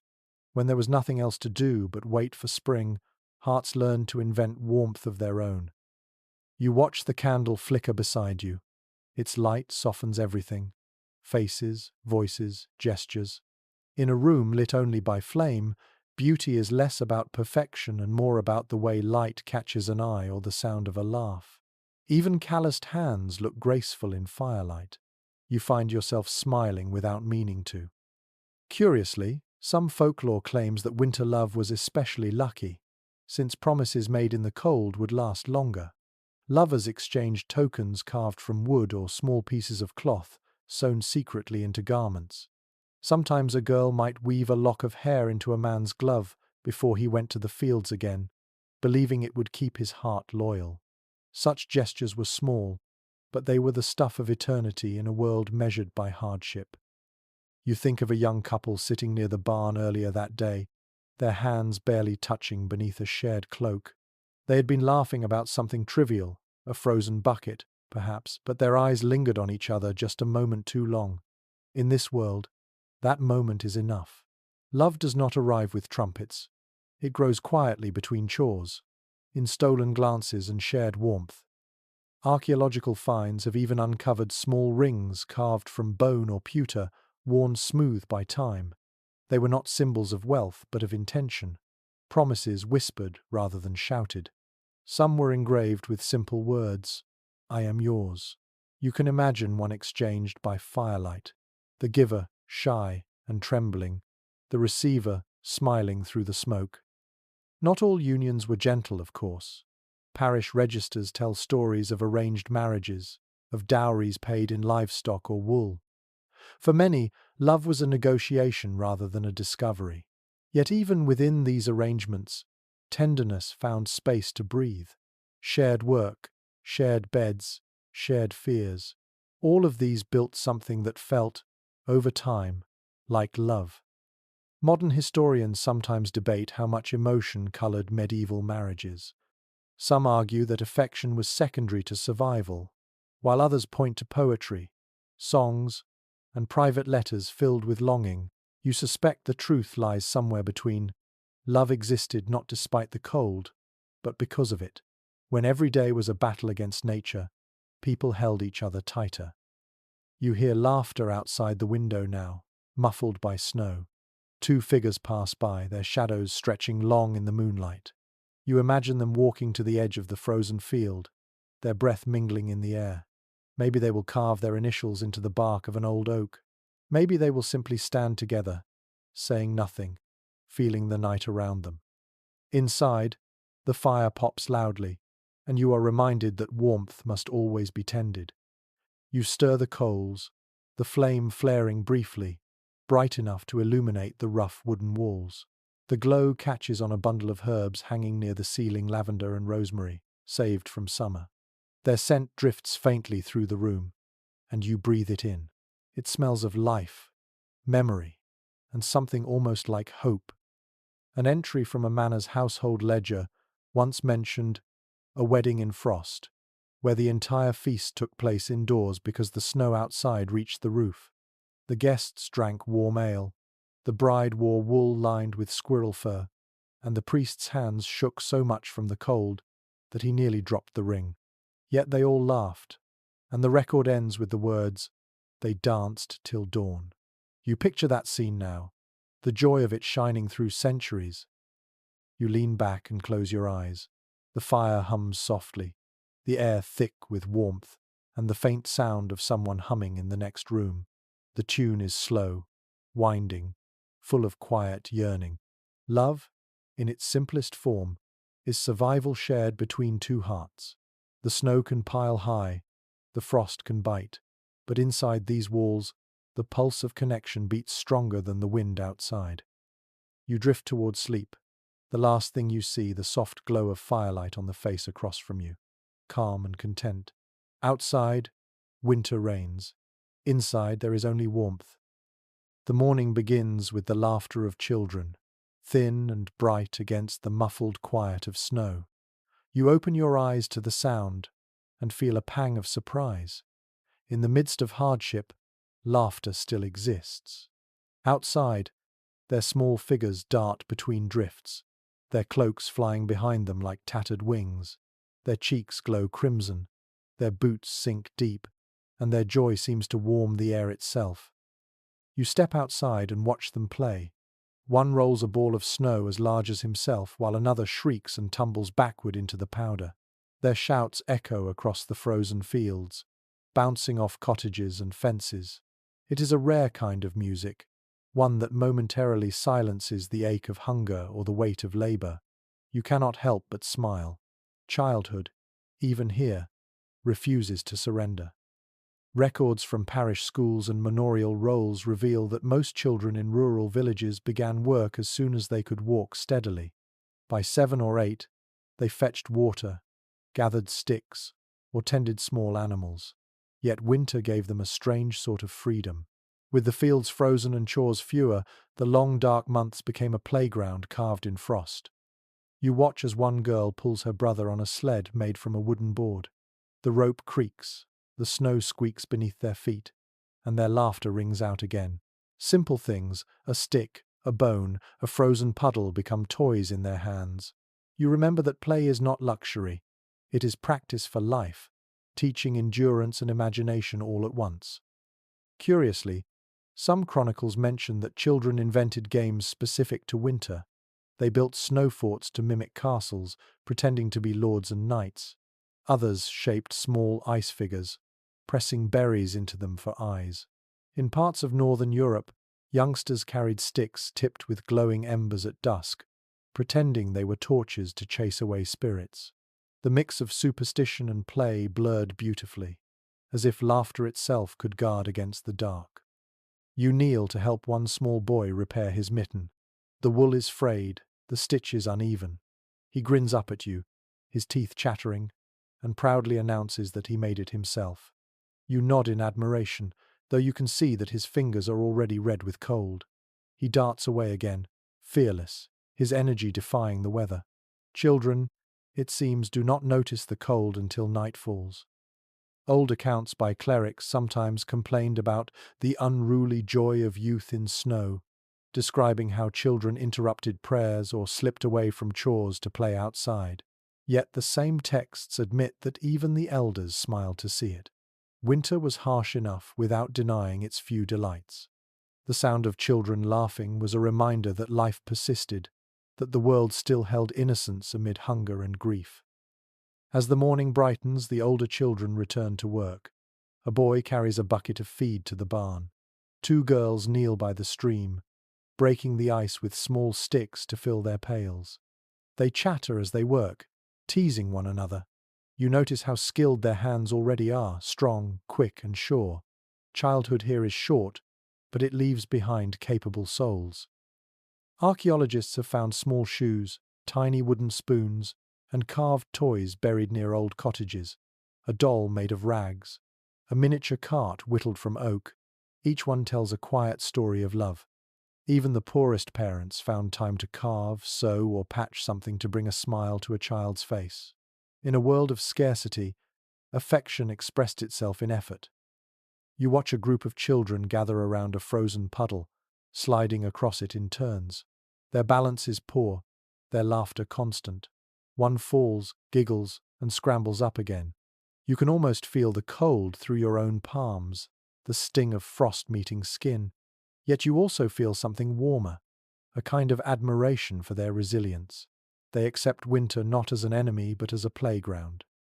Modern historians often discuss how children in the Middle Ages were treated more as miniature adults than as innocents. They worked, obeyed, and contributed from a young age. Still, the evidence of toys, songs, and lullabies tells another truth. They were cherished, protected when possible, and loved fiercely within the limits of the time. Survival may have hardened people, but it did not erase tenderness. You glance toward one small cottage where a mother kneels near the door, calling her children inside. They groan, unwilling to leave the snow, but her voice brooks no argument. One by one they trudge in, dragging wet cloaks and laughing under their breath. You follow them with your eyes until the door closes and smoke curls again from the chimney. Inside, they will huddle by the fire, drying their mittens and sharing a bowl of broth. The afternoon grows quieter. You walk along the path where their footprints crisscross the snow. The marks tell stories: the drag of a sled, the hop of a game, the scuffle of a playful fight. Soon the wind will erase them, but for now, they are proof that life persists even in the coldest season. As evening falls, you hear a lullaby float from one of the cottages. The voice is soft, cracked by fatigue, but the melody carries easily through the still air. It tells of a child sleeping safe through winter, watched over by stars and angels. You pause, letting the sound sink into you.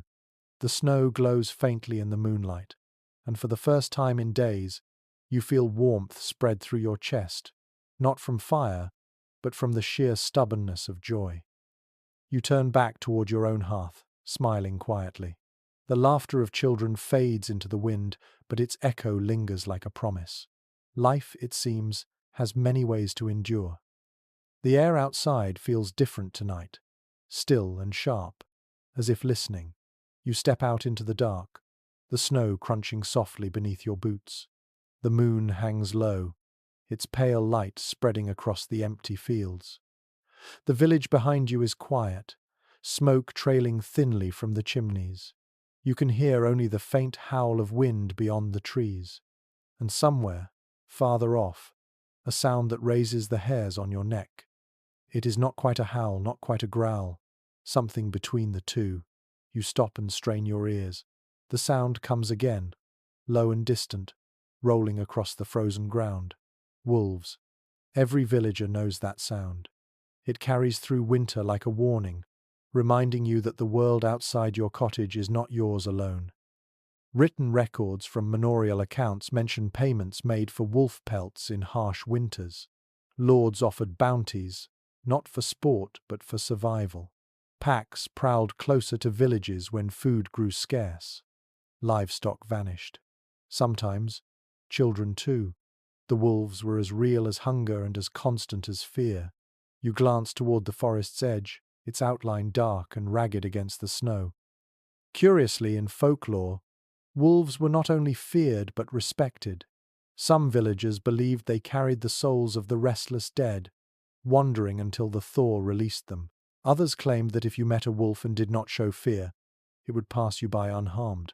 So you stand still now, your breath shallow, watching the horizon. The forest stirs slightly, but the sound fades. You exhale, half relieved, half awed. You walk slowly along the boundary of the field. The moonlight glints off the frozen fences, each one crusted with frost. A thin layer of mist hugs the ground, swirling around your legs. The cold bites at your cheeks, but you keep moving, the silence broken only by your own footsteps. Out here, the world feels endless and ancient. A parchment from a 14th century abbey warns travelers not to cross certain woods after sunset. The beasts are hungry, and the saints asleep, it says. You wonder if fear itself was part of survival, an instinct passed down to keep people cautious. The forest beyond the village has always been both gift and threat. It offers fuel and game, but it also hides teeth and shadows. You pause at the edge of the trees. The branches creak in the wind, their shapes twisting like skeletal fingers. The snow muffles everything, and for a moment, you feel as though you are the only living soul in the world.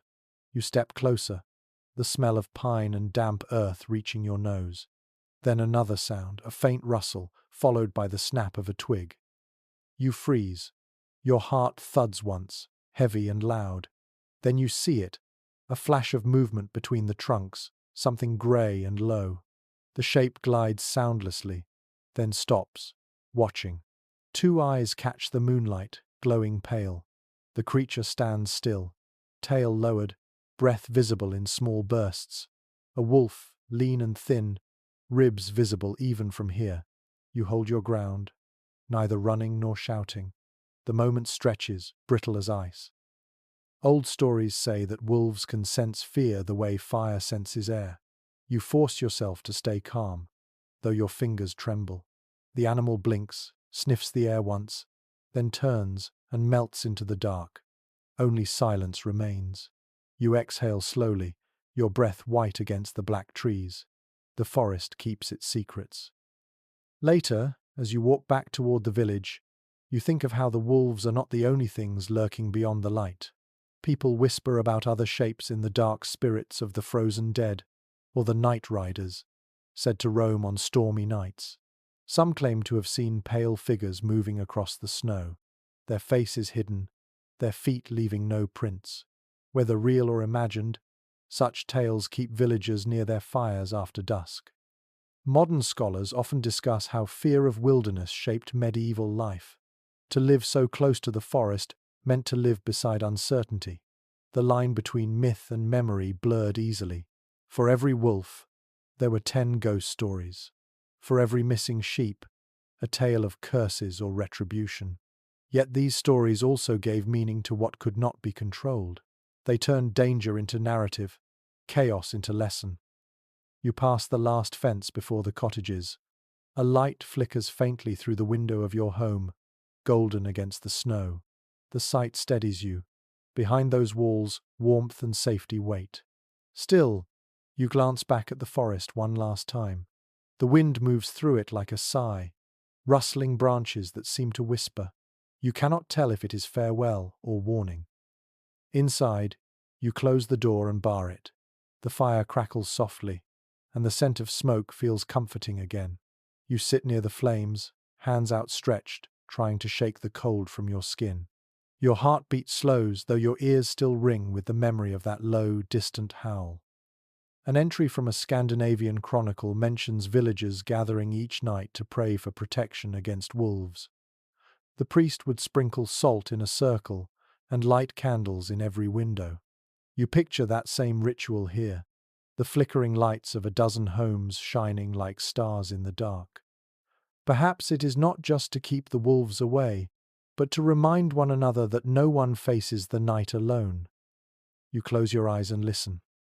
The wind hums softly beyond the door, and the fire shifts, its light steady and golden.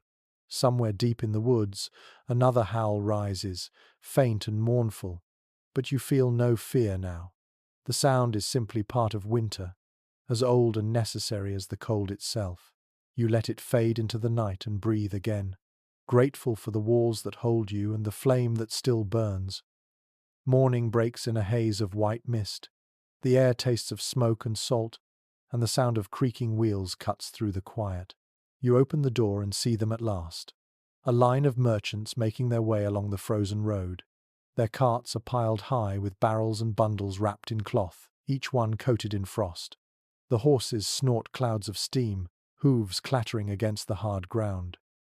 Travellers are rare in the deep of winter, and their arrival stirs the village like the promise of spring. You pull your cloak tighter and step closer. The merchants call greetings, their voices rough from the cold. Their accents sound strange, touched with the north or the coast, the rhythms of faraway markets. They bring news as well as trade, and both are precious. People gather quickly, drawn by curiosity. The square fills with chatter, the clink of coins, and the smell of damp wool. Manorial records show that trade never fully stopped in winter. Though roads were dangerous and rivers frozen, merchants adapted. They used sledges instead of wagons, skated across frozen waterways, or followed the safer ridges that held their weight. Salt, dried fish, cloth, and iron nails were the lifeblood of the season. Without them, even the best-prepared villages might crumble before spring. One man unwraps a bundle to reveal coarse wool dyed deep blue. The color glows against the snow like a miracle. A woman gasps softly, reaching out to touch it. Another merchant opens a cask and lifts the lid. The scent of salted herring fills the air, sharp and briny. You can almost taste the sea in it, and for a moment you imagine waves instead of snowdrifts, gulls instead of crows.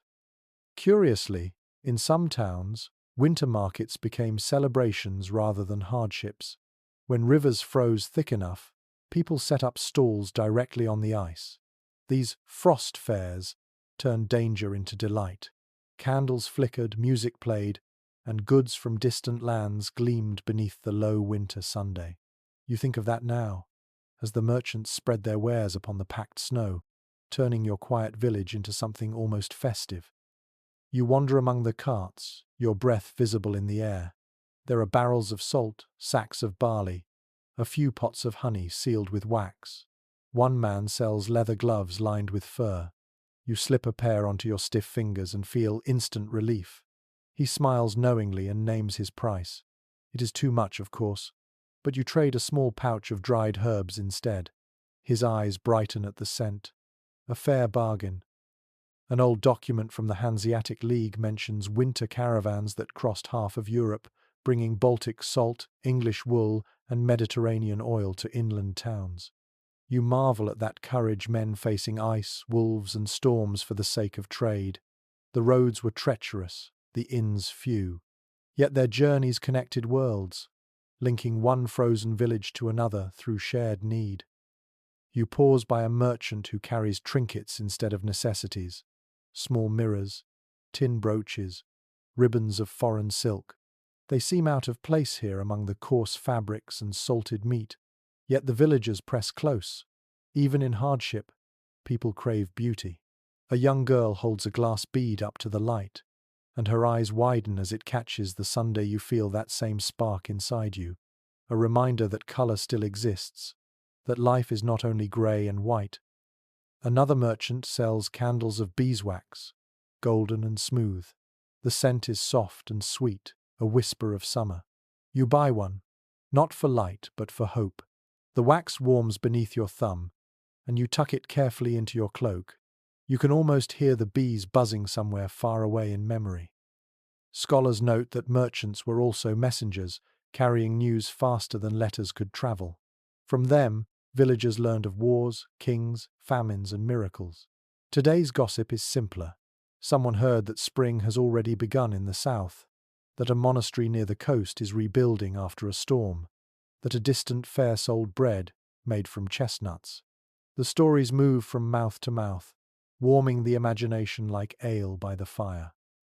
A gust of wind rattles the cart wheels. Snow swirls around the square, and the merchants begin packing their goods again. The visit will not last long. They must reach the next village before the light fades. You help one man fasten a strap, his fingers trembling from the cold. He thanks you and presses a small token into your palm, a coin stamped with a foreign crest. You turn it over, tracing the design with your thumb. It feels heavier than its size should allow, as if it carries the weight of all the roads he has travelled. As they leave, the villagers wave, their voices carrying across the snow. The sound lingers after the carts disappear behind the trees. For a moment, the air feels empty again, the silence returning like a tide. Yet something has changed. You can sense it in the people's movements, in their eyes. The merchants have brought not only goods, but the reminder that the world is larger than this valley, that beyond the frost there are cities, seas, and seasons still turning. You walk back to your cottage slowly, the foreign coin warm in your hand. Smoke rises from chimneys again, and laughter drifts faintly through the air. You glance toward the horizon where the travellers vanished, their tracks already filling with snow. Somewhere out there, another village waits, another fire burns, and life continues its endless exchange. As you reach your door, you pause and look up. The sky is pale and still, but it no longer feels empty. The world feels connected, woven together by the paths of those who dare to keep moving through the cold. You tuck the coin into your pouch, open the door, and let the warmth of the hearth draw you in. The day begins with a grey stillness. The sky presses low, heavy with unfallen snow, and the air smells faintly of smoke and iron. You walk toward the manor house, following the narrow path that winds up the hill. The cottages grow smaller behind you, their chimneys breathing thin wisps into the pale morning light. Ahead, the manor rises like a different world entirely. Its walls of stone seem to hold a warmth that your little cottage could never know. The manor is not large by royal standards, but to the villagers it is a castle. Its windows are glazed with small panes of glass, catching what light there is and turning it into colour. The door stands tall, reinforced with iron. You can already hear sounds from within. Laughter, the clang of a pot, the muffled rhythm of boots on stone floors. Life inside the manor feels broader, louder, more confident. Historical documents from estate records show that winter in the manor was a season of comfort and power. While the peasants struggled to keep their hearths burning, the lord and his household dined by roaring fires, wrapped in fur and velvet. Yet their security depended on the same frozen soil that sustained the village. If the harvest failed, even the great hall felt the chill of scarcity. You step through the gate as a servant passes, carrying a basket of firewood toward the kitchen. She nods to you, eyes down, her breath rising in white plumes. The air inside smells of bread and roasted meat. Your stomach tightens instinctively, drawn to the scent. You follow the sound of voices to the great hall. The hall glows with firelight. A vast hearth fills one wall, flames leaping high enough to lick the iron spit turning slowly above it. The light dances on tapestries showing hunts and battles. At the long table, the lord sits wrapped in a mantle lined with fur, a cup of wine in hand. Beside him, his lady embroiders by candlelight. gold thread catching the glow. Curiously, inventories from noble households reveal that much of this comfort was illusion. Beneath the finery, the cold crept in. Even stone walls could not keep out the frost. Servants slept in corners under piles of wool, and water froze in the buckets overnight. You can see it now, the faint mist of breath even here, the goosebumps on uncovered hands. Wealth softened hardship, but could not erase it entirely. You watch as a page boy hurries past with a tray of steaming bread. The scent is intoxicating. The lord tears a piece and dips it into a bowl of broth rich with herbs and fat. He glances toward the window where snow has begun to fall again and sighs with contentment. For him, winter is not an enemy but a backdrop, a canvas that makes his fire burn brighter. Meanwhile, at the edge of the hall, the servants work quickly and quietly. They refill cups, stir the hearth, and sweep the rushes from the floor. Their hands are red and raw, their movements precise. You notice one girl rub her fingers together between tasks, trying to coax warmth back into them.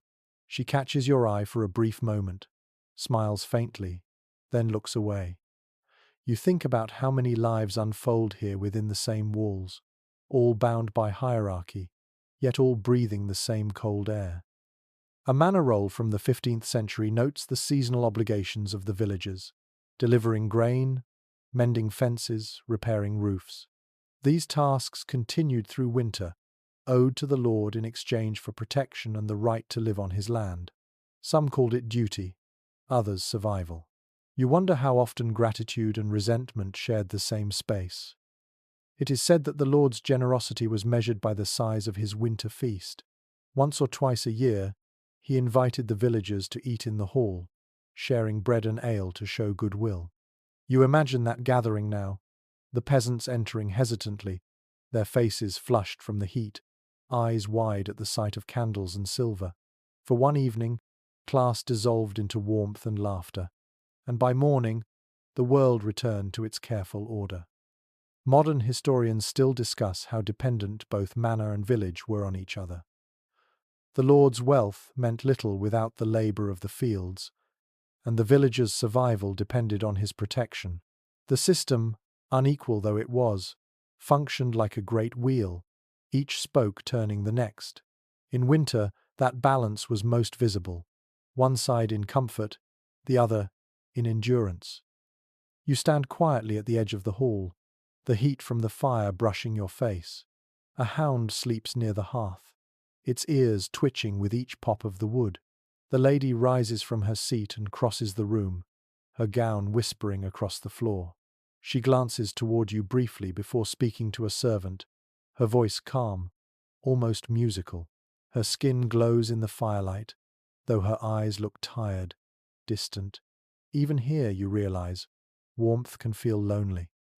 Outside, the snow thickens, covering footprints almost as soon as they are made. You leave the hall, stepping back into the cold. The air feels sharper now, honest in its chill. Behind you, laughter echoes faintly, muffled by stone. Ahead, the village waits, smaller but somehow more real. You think of your low cottage, smoky and cramped, and yet you find yourself longing for it. There, the warmth may be weak, but it belongs entirely to you. You make your way down the hill as night begins to fall. The wind stings your face, but the sound of the manor fades quickly, replaced by the quiet rhythm of the village wood being chopped, a baby crying, someone humming near a hearth. The contrast feels comforting. As you reach your door, you pause and glance back at the hill. The manor's windows glow faintly through the snow, golden dots in the darkness. You bow your head slightly, not out of obedience, but acknowledgement. Both worlds, rich and poor, must bow to the same winter. The frost makes equals of them all, at least for a breath. You open your door and step inside, where your small fire waits, steady and faithful as ever. The next morning is cloaked in silence, the kind that makes every sound feel sacred. The snow lies unbroken, soft and pure, and the air smells faintly of pine. You decide to walk toward the monastery that sits beyond the far ridge, half hidden among the trees. The path winds gently upward, your boots sinking into the snow. Each breath leaves a white plume behind you, vanishing as quickly as it forms. The sun barely rises, hovering low and pale, as if weary of its own task. The monastery's stone walls appear slowly through the mist. Its bell tower rises like a finger pointing toward heaven, the sound of the morning bell rolling across the valley. The notes are calm, unhurried, almost tender. As you draw closer, you notice how snow gathers in neat lines along the cloisters, untouched and perfectly still. It feels like stepping into another world, one ruled not by hunger or fear, but by rhythm and prayer. Records from the Benedictine and Cistercian orders describe winter as a season of discipline. Monks lived by routine, prayer, study, labor, and silence. They woke before dawn, their breath visible in the cold chapel, and recited psalms by candlelight. The stone floors were freezing beneath their bare feet, yet no one complained. Endurance itself was devotion. You imagine the echo of their voices now, a chorus of faith woven through frost. You enter through the wooden gate, greeted by a young novice carrying a pail of water. He nods politely and continues on, careful not to spill a drop. The bucket steams faintly, proof that it was drawn from the monastery's well, which never freezes entirely. The sound of his footsteps fades quickly in the still air. Inside, everything moves quietly, as if noise might break something delicate. Curiously, some monasteries developed ingenious ways to keep warm. Historical evidence shows that monks lined their robes with wool, built thick walls filled with straw for insulation, and even designed heating systems using clay pipes to channel warmth from the kitchen. These humble inventions made the cold months bearable without breaking their vows of austerity. The faint smell of baked bread and tallow drifts from the refectory, a reminder that faith and practicality often walk hand in hand. You follow the cloister's covered walk, where snowlight filters through open arches. The courtyard beyond is blanketed in white, with only a few bird tracks marking its surface. The air is filled with quiet sounds. A cough, a turning page, the rustle of robes. The peace here feels alive, as though it breathes.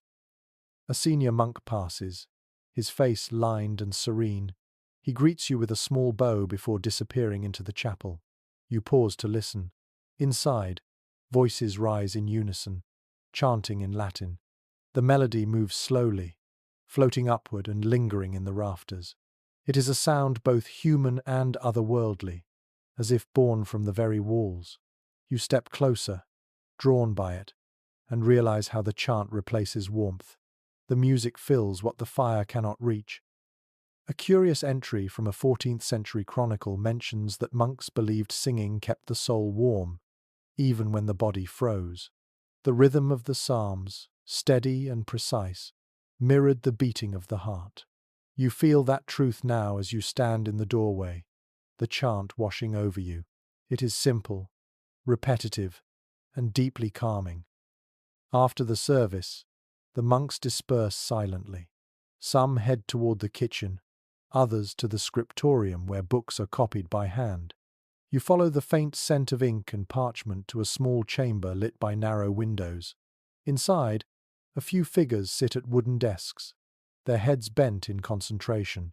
Quills scratch softly against parchment, the sound crisp in the cold air. It is generally accepted among historians that winter was the most productive season for monastic scribes. With fields frozen and travel limited, monks devoted themselves to preserving texts, scripture, medicine, philosophy, even poetry. The careful labor of their hands kept knowledge alive through centuries of darkness. You watch as one monk pauses, flexes his fingers, and warms them briefly over a candle before continuing his work. Every word he copies is a bridge to the future. You walk onward to the refectory, where a few monks eat their midday meal in silence. The fare is plain: broth, bread, and perhaps a slice of cheese. Steam curls gently from the bowls, and the smell of herbs fills the air. You sit quietly, tasting the broth. It is thin but comforting, the kind of food that warms the stomach more than the tongue. No one speaks. The only sound is the soft scrape of wooden spoons. Modern researchers often describe monasteries as islands of calm amid the storms of medieval life. Within their walls, routine replaced chaos, order overcame fear. Yet even here, the cold had its power. Some chronicles mention monks freezing in their sleep or falling ill from damp chambers. Still, faith carried them forward. The endurance they practiced was not only spiritual, it was physical, an act of survival disguised as devotion. You leave the refectory and step outside again. The snow has begun to fall, thick and slow, each flake large enough to see its shape. The sound of the bell rings once more, deep and steady. The monks file back into the chapel, their robes brushing softly against the stone. You watch them go, a dark line moving through the white, and feel something close to peace. As you walk away from the monastery, the valley opens before you again. The snow glitters faintly, and the wind carries the distant echo of the chant. It follows you for a long time, a reminder that faith is not only a matter of words or ritual, it is the quiet strength to rise before dawn, to face the cold with calm hands and steady heart. By the time you return to the village, twilight has settled. The chimneys send up their slow grey breath, and the smell of cooking drifts through the air. You glance back once more toward the ridge, where the monastery's bell tower stands outlined against the sky. It looks still, timeless, like a prayer carved into the horizon. You pull your cloak tighter and whisper a small thanks not to heaven, but to the steady endurance of human hope. The wind picks up again that evening, curling around the roofs and through the cracks in the shutters. You sit close to the fire, the room dim except for the golden circle of light that trembles across the walls. Outside, the snow falls in thick, slow flakes, the kind that hush the world into stillness. Inside, warmth hums softly through the air, and people gather. The night is made for stories. You can feel it in the way everyone leans a little closer to the fire, their faces flickering with the light. Someone pours a ladle of ale into wooden cups, the scent of malt and spice drifting through the room. A few children sit cross-legged on the floor, their eyes wide. An old man clears his throat. The chatter fades, replaced by that shared, expectant silence that always comes before a tale. Written collections from the later Middle Ages describe how storytelling thrived in winter. When fields slept and nights stretched long, words became as precious as food. Every story was a spark against the dark. Some told of saints and miracles, others of ghosts and tricksters, and a few were so strange that even the tellers claimed to have heard them from a cousin's cousin's cousin. You can almost feel that same rhythm now as the old man begins to speak. His voice is deep and steady, carrying the weight of age and memory. He tells of a knight who wandered too far into the forest one winter and met a woman carved from ice, beautiful and deadly. Her eyes, he says, shone like the moon, and her breath froze the air itself. The children shiver, pressing closer to their parents. The fire cracks, as if punctuating his words. Curiously, across Europe, such tales of winter spirits and frozen maidens appear again and again. Some were warnings against straying too far from home, others reflections of the cold's indifferent beauty. In northern villages, people told of the snow mother who walked the hills with a basket of frost, covering the world in white each year before retreating to sleep beneath the mountains. These stories were both explanations and comforts. They gave the season a face, something to imagine when the nights grew too long. You sip your ale and listen. The next storyteller, a woman with a voice like creaking wood, speaks of Saint Dunstan, who trapped the devil by his nose with a pair of tongs and made him promise never to tempt blacksmiths again. Laughter ripples through the room. Someone adds that the saint's tongs still hang above the forge just in case. Faith and humour sit side by side in these tales, blending as easily as smoke with air. A record from a 13th century friar's notebook mentions that many villages kept certain nights each month for fire talk. These gatherings built more than entertainment, they bound the community. Everyone, young and old, rich and poor, shared the same space, the same flame. You can see that truth here. The Lord's messenger sitting beside a weaver, the healer beside a shepherd.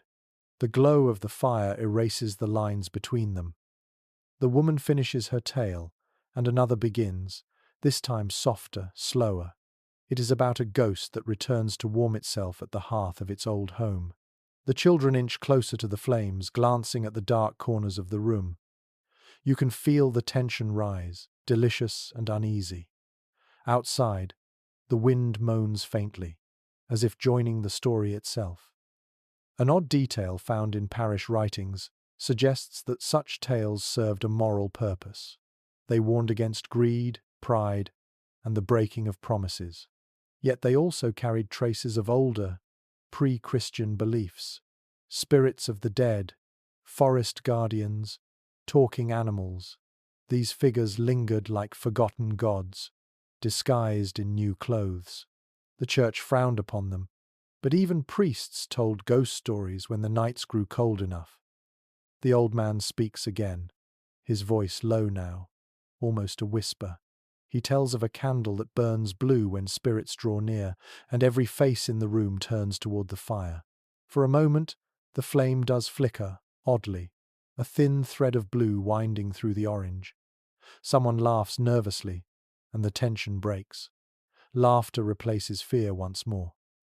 You lean back, the warmth soaking into your bones.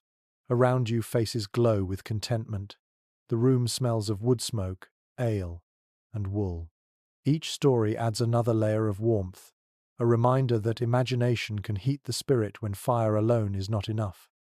Modern researchers often note how oral tradition preserved history in villages where few could read. Through stories, people remembered famines, wars, and blessings. The past lived not in books but in voices. Every tale, however fanciful, carried a grain of truth, an echo of something real that time refused to erase. A child falls asleep beside the hearth, head resting on folded arms. Someone throws another log onto the fire, and sparks rise, brief and bright, before vanishing into the smoke. The storytellers grow quieter, voices blending with the crackle of burning wood. Outside, the wind softens, and the snow continues to fall. You look around the room one last time. The faces illuminated by the flames look peaceful, almost holy. It is not the kind of holiness that belongs to churches or prayers, but the quiet sacredness of people gathered against the dark, their breath and laughter keeping one another alive. When the final story fades, silence settles again. Someone yawns, another stretches. The fire burns lower, its light dim but steady. You close your eyes, hearing the whisper of logs shifting, and imagine the echoes of every story told here across centuries. They rise like smoke, drifting toward the rafters, where they linger long after the words are gone. The frost glitters brighter today, catching the first hints of sun that break through the heavy sky. You wake to a stillness that feels different, softer somehow. The air is sharp, yet carries a hum of movement, as if the world is preparing to stir again.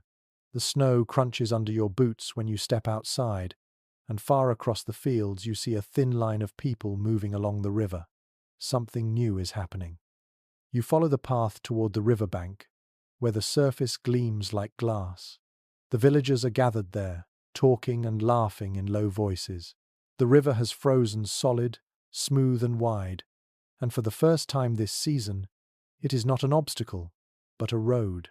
Wooden stalls rise along the banks, their roofs made of cloth and straw, fluttering lightly in the cold wind. It is a market, but one unlike any other you have seen the ice fair. Chroniclers from the 17th century later wrote about great frost fairs in London and the Baltic ports, but smaller versions existed long before. When rivers froze deep enough, they became meeting places. Traders and travellers could move freely again, crossing from village to village. The still, white surface turned into a highway of hope. You walk slowly onto the ice. The surface creaks faintly beneath your feet but holds firm. People have scattered rushes and straw to keep it from growing too slippery.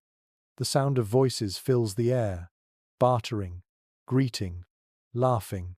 There are stalls of woolen mittens, clay pots, smoked fish, honey and candles. The smell of roasted chestnuts and ale drifts across the frozen air. You feel warmth return to your fingers despite the chill. Curiously, some records mention that even priests and monks joined these gatherings, blessing the ice to prevent accidents and offering small relics for good luck. The fairs were both commerce and celebration, a moment when fear gave way to fellowship.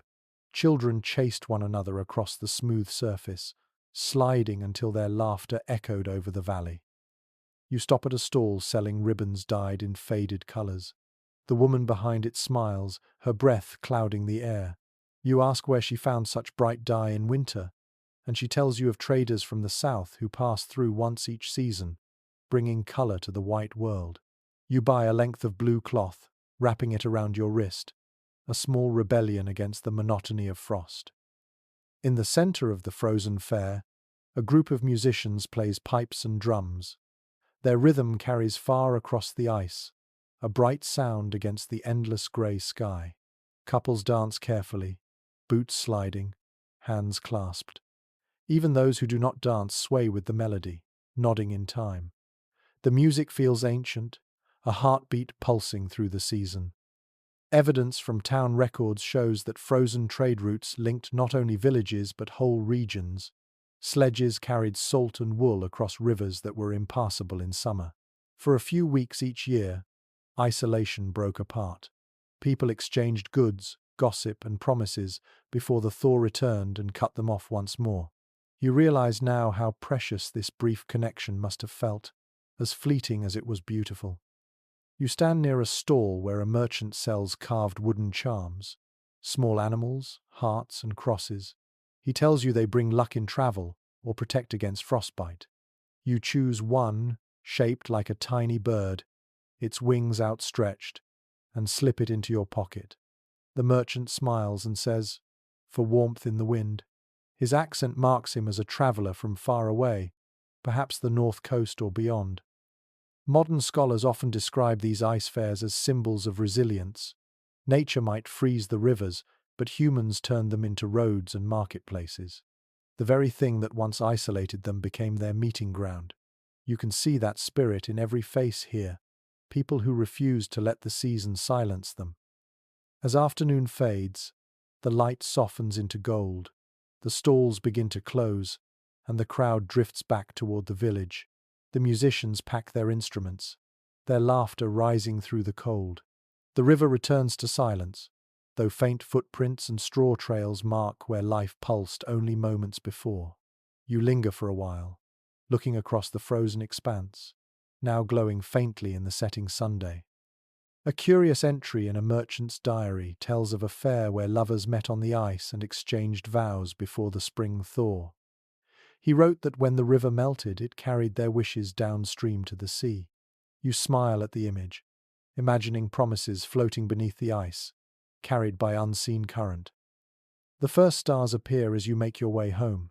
The cold deepens, but your heart feels lighter. You think of the merchants who will travel through the night, of the laughter still echoing faintly from the fair, and of the frozen river glowing beneath the moonlight like a silver road. When you reach your cottage, the fire welcomes you with a soft crackle. You set the ribbon and charm on the table, tokens of the day. The room smells of smoke and wool, familiar and safe. As you sit down, you realize that even in the harshest winter, people have always found ways to connect, to trade, to sing, to share warmth and stories across the ice. Outside, the river lies still, frozen but alive beneath the surface. You close your eyes and can almost hear the faint echo of drums, the laughter of strangers, and the whisper of hope gliding quietly across the frozen world. The wind is quieter tonight, yet the cold cuts deeper. You sit by the fire, your back pressed to the wall, your breath misting in front of you. The flames waver low, thin and uncertain. Around you, the cottage is still. Somewhere in the distance, a dog barks once, then nothing. Winter has turned harsher now, and the silence feels heavy, like a weight pressing down on every heart in the village. You wake in the morning to the sound of church bells. They toll slowly, each note carrying through the frost-laden air. The rhythm is unmistakable. Someone has died. You pull on your cloak, stepping into the cold. The snow crunches beneath your boots, and the breath of the living rises to meet the grey sky. Parish records show that the cold months were the hardest for survival. Hunger weakened the body, smoke filled the lungs, and frostbite claimed fingers and toes before spring could return. Infants, the elderly, and the poor suffered the most. The toll of winter was quiet but constant, its cruelty veiled in beauty. You walk toward the small churchyard, where villagers have already gathered.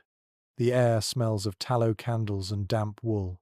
The priest stands near a wooden coffin, his hands clasped tight, his voice hoarse as he recites the familiar prayer. The ground is too hard to dig, so the grave must wait until thaw. For now, the coffin will rest in a small outbuilding beside the church, a silent guest until spring. Curiously, some chronicles note that communities built dead houses in winter simple sheds where coffins were kept safe from scavengers and frost. It sounds grim, but it was an act of care, a promise that those lost would be laid properly to rest when the earth softened again. Even in death, patience was demanded by the season. You stand beside the mourners, their faces lined with exhaustion.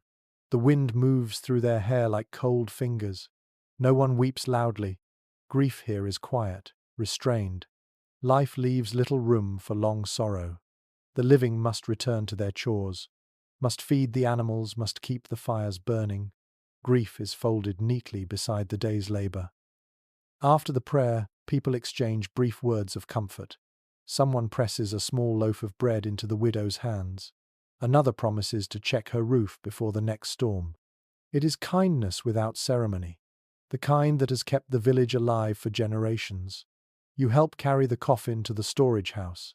Inside, the air smells faintly of wax and pine. The walls are lined with straw to keep away dampness. You place the coffin gently on the floor and bow your head. There is a stillness in this place that feels almost sacred. The dead, waiting quietly for spring, seem part of the landscape itself.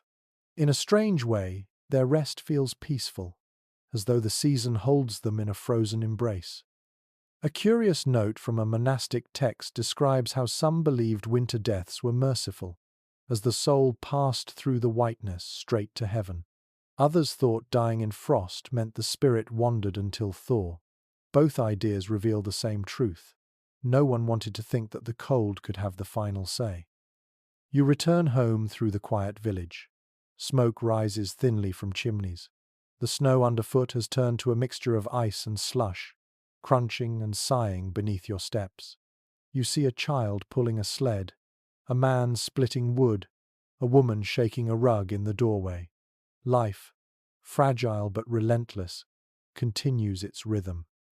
Inside your cottage, the fire has nearly gone out. You kneel and feed it small twigs until the flame catches again. The warmth climbs slowly, filling the air with the scent of smoke and ash. You sit there for a long while, staring into the glow. The fire's pulse feels like your own. Modern scholars often reflect on how medieval people faced death with remarkable familiarity. To them, it was not a distant fear but a companion that walked beside them through the snow.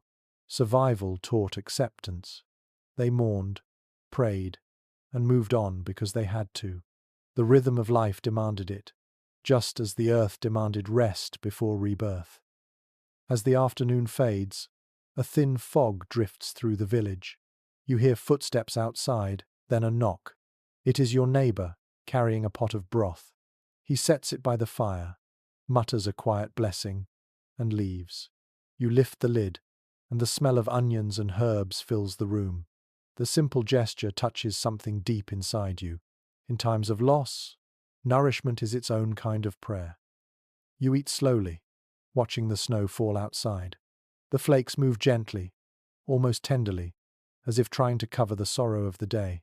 The world looks untouched, but beneath the surface, grief and endurance share the same space. Later that night, the wind rises again, rattling the shutters. You lie awake on your straw bed, listening to the fire crackle. The sound of the bell still echoes faintly in your mind, each toll a reminder that life in this season is as delicate as frost. You pull the blanket closer and whisper a small prayer not for yourself, but for the ones waiting beneath the snow. When sleep finally comes, it feels light, almost fragile. The wind outside softens, and the fire burns low but steady.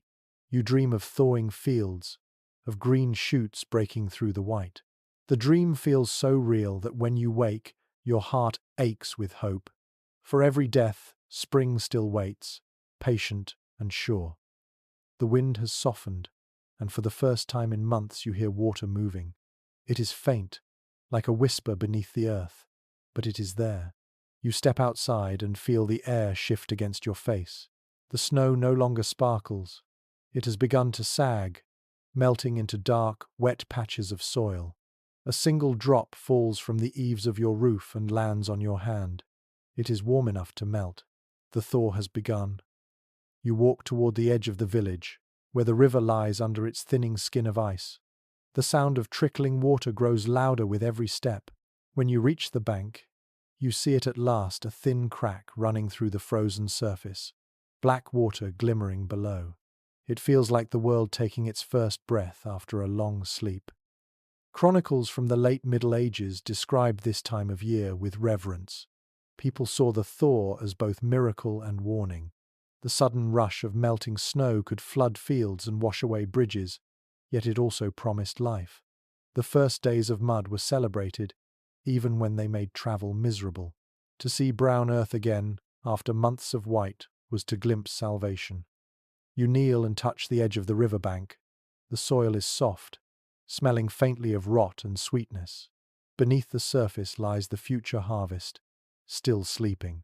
You imagine the roots stretching, sensing warmth. A few green shoots poke through near the fence line, early weeds, reckless but brave. The sight makes you smile. Curiously, many villages marked the first thaw with quiet rituals. In England and France, people lit small fires at the crossroads to wake the soil. In parts of Eastern Europe, they carried wooden effigies of winter to the nearest stream and cast them into the water, cheering as the current carried them away. Whether pagan or Christian in origin, the message was the same. Winter had been endured, and the world would live again. You pass the fields that once lay frozen and white. Now they glisten with meltwater, puddles reflecting the grey sky. A man stands ankle-deep in mud, testing the ground with a stick. His grin tells you what he feels beneath his boots. The land is loosening. The time for mending ploughs and sharpening blades is ending. Soon, the rhythm of sowing will begin again. A record from a Yorkshire manor lists the day of plough blessing, celebrated as soon as the frost left the ground. The villagers carried the plough decorated with ribbons and greenery through the streets, singing hymns and pouring ale into the furrows. You can almost hear their voices now, rough but joyful, echoing across the wet fields. You return to your cottage, where the roof drips steadily into a wooden bucket. The sound is irregular, musical, like distant harp strings. The air inside feels different too, less heavy, as though the walls themselves are breathing again. You open the door wider, letting the faint scent of wet earth and pine drift in. Modern historians often write that the medieval year truly began not in January but at the thaw. Everything depended on it. The planting, the trade routes, the rebuilding of homes. The thaw was more than weather. It was rebirth. You understand that now, watching the droplets trace silver lines down the window. In the afternoon, the church bell rings again, this time not for mourning but for thanksgiving. The villagers gather outside, faces turned upward toward the softening sky. The priest speaks briefly, thanking God for the return of warmth. Around you, people murmur small prayers of their own, words of gratitude that sound more like sighs. A child laughs and points upward. You follow her gaze and see a flock of birds wheeling across the horizon, dark specks against the brightening clouds. Their cries cut through the air, wild and alive. Everyone stops to watch them, For months, the sky had been silent. Now it sings again. As evening comes, you sit by the hearth and notice the change in the light. It lasts longer now, reaching deeper into the room. The shadows stretch slowly instead of arriving all at once. The fire crackles lower than usual, and for the first time you do not feel afraid to let it die down. The air is still cold, but not cruel. You can smell the earth again, rich and damp, a promise of green things to come. An old saying written in a 15th century farming manual comes to mind. He who endures the frost shall dine with spring. You whisper it quietly, almost as a prayer. The words feel true. The hardest days are behind you. Soon there will be work again. Long days in the field, the ache of muscles and the hum of insects. You find yourself longing for it. You look out through the small window one last time. The snow is melting faster now, trickling down the paths like threads of silver. In the distance, you can still see patches of white clinging to the hills, but they seem to fade even as you watch. The world is returning, slow and steady, just as it always has. You close your eyes, listening to the rhythm of dripping water. Each drop feels like a heartbeat, patient and sure. After the silence of so many frozen nights, the sound is almost music. You breathe deeply, filling your lungs with the scent of thawing earth, and let yourself believe that the season of survival has finally begun to give way to the season of living. The thaw has loosened the grip of winter, but the nights are still long enough for stories. The villagers sit by their fires again, trading not just news but old legends that have returned with the melting snow. You join them one evening, drawn by the glow of a neighbor's hearth. The room smells of damp wool and wood smoke, and the air hums with quiet expectation. Someone has begun to speak about the spirits that walk when winter dies. You settle on a stool near the door, listening. The man telling the tale is grey-bearded and slow-spoken, his eyes glinting in the firelight. He begins softly, as though the words themselves might wake something sleeping in the walls. When the frost breaks, he says, the old spirits stir beneath the ground. Some are kind, some are not. The children lean closer, their eyes wide. Chroniclers of the Middle Ages often noted how the turning of the seasons was filled with superstition. The people believed that winter's end was a dangerous time, when the barrier between worlds grew thin. Cold spirits, long buried in snow, might slip free before being chased away by the Sunday. The stories were cautionary but also strangely comforting. If the world could hold spirits, it meant the world was still alive. The storyteller continues. He speaks of the Frost Mother, a tall figure wrapped in white who visits the fields at night to count the seeds sleeping beneath the soil. If a farmer greets her politely, she leaves the crops in peace. If he mocks her or leaves his hearth untended, she breathes upon his door and freezes his bread solid by morning. The villagers laugh nervously, but some make the sign of the cross all the same. A woman by the window adds her own story, her voice soft but steady. She tells of the hearth warden, a tiny, soot-covered spirit who lives inside the chimney and guards the fire from going out. He hates quarrels and rewards peaceful homes with glowing embers that last till dawn. She smiles as she speaks, and you notice that several people glance toward their hearths, as though wondering if he listens even now. In parts of Eastern Europe, similar tales spoke of the frost fiend, a blue-skinned wanderer who stole warmth from those who wasted wood. In Scandinavia, children were told to leave a bowl of milk outside for the snowkin, invisible beings who protected travelers caught in storms. Such beliefs varied from village to village, yet they all shared the same heart: respect for nature and humility before the cold. Curiously, a collection of medieval sermons once warned against these stories, calling them old lies of the pagan mind. Still, even priests could not fully silence them. They had become part of the rhythm of winter, woven into the fabric of survival. Fear turned into folklore, and folklore into comfort. When the nights stretched endlessly, it was easier to believe that the frost had a face and the fire had ears. The man at the hearth tells another story now, one that everyone seems to know.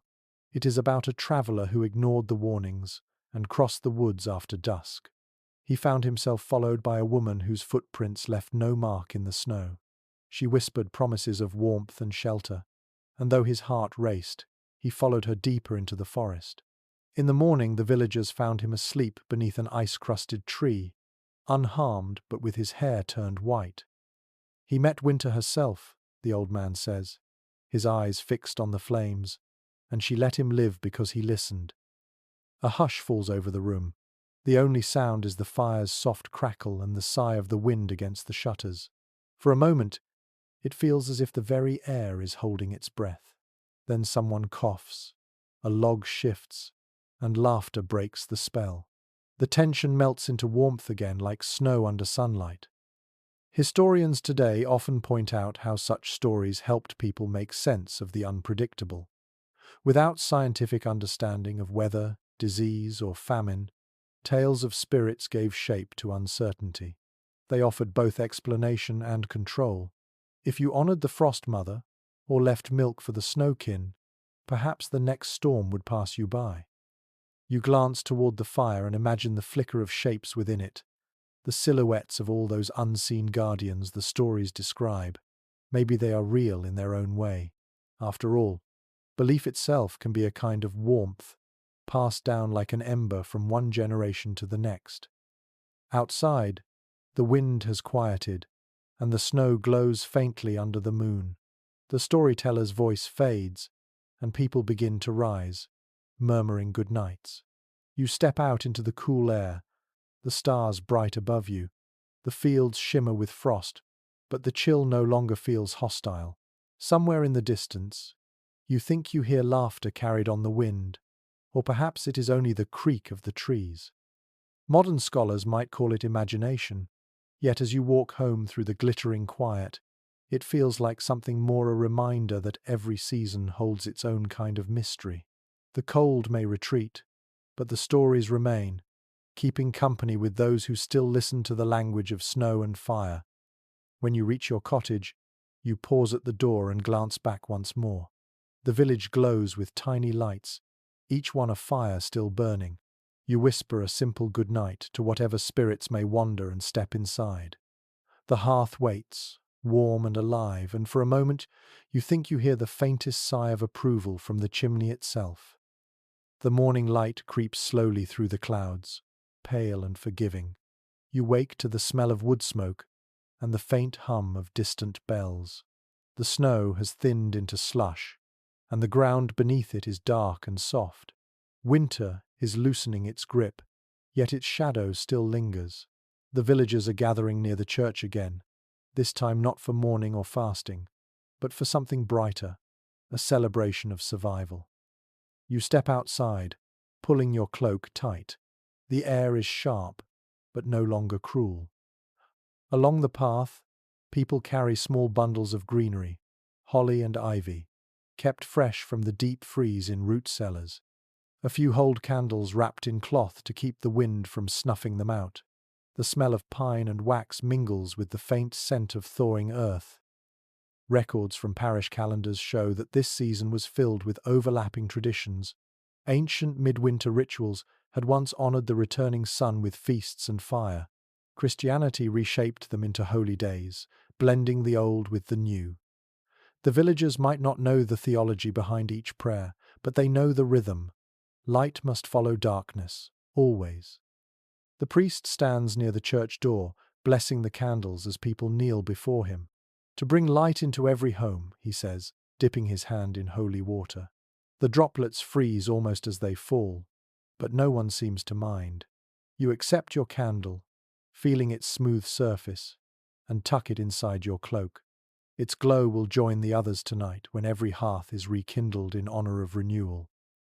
Curiously, some old chronicles describe this practice as a merging of faiths. The Romans once burned torches to mark the return of warmth. Pagan Britons lit fires on hills to summon the sun back from its long sleep. Now, the same flames are offered to saints instead.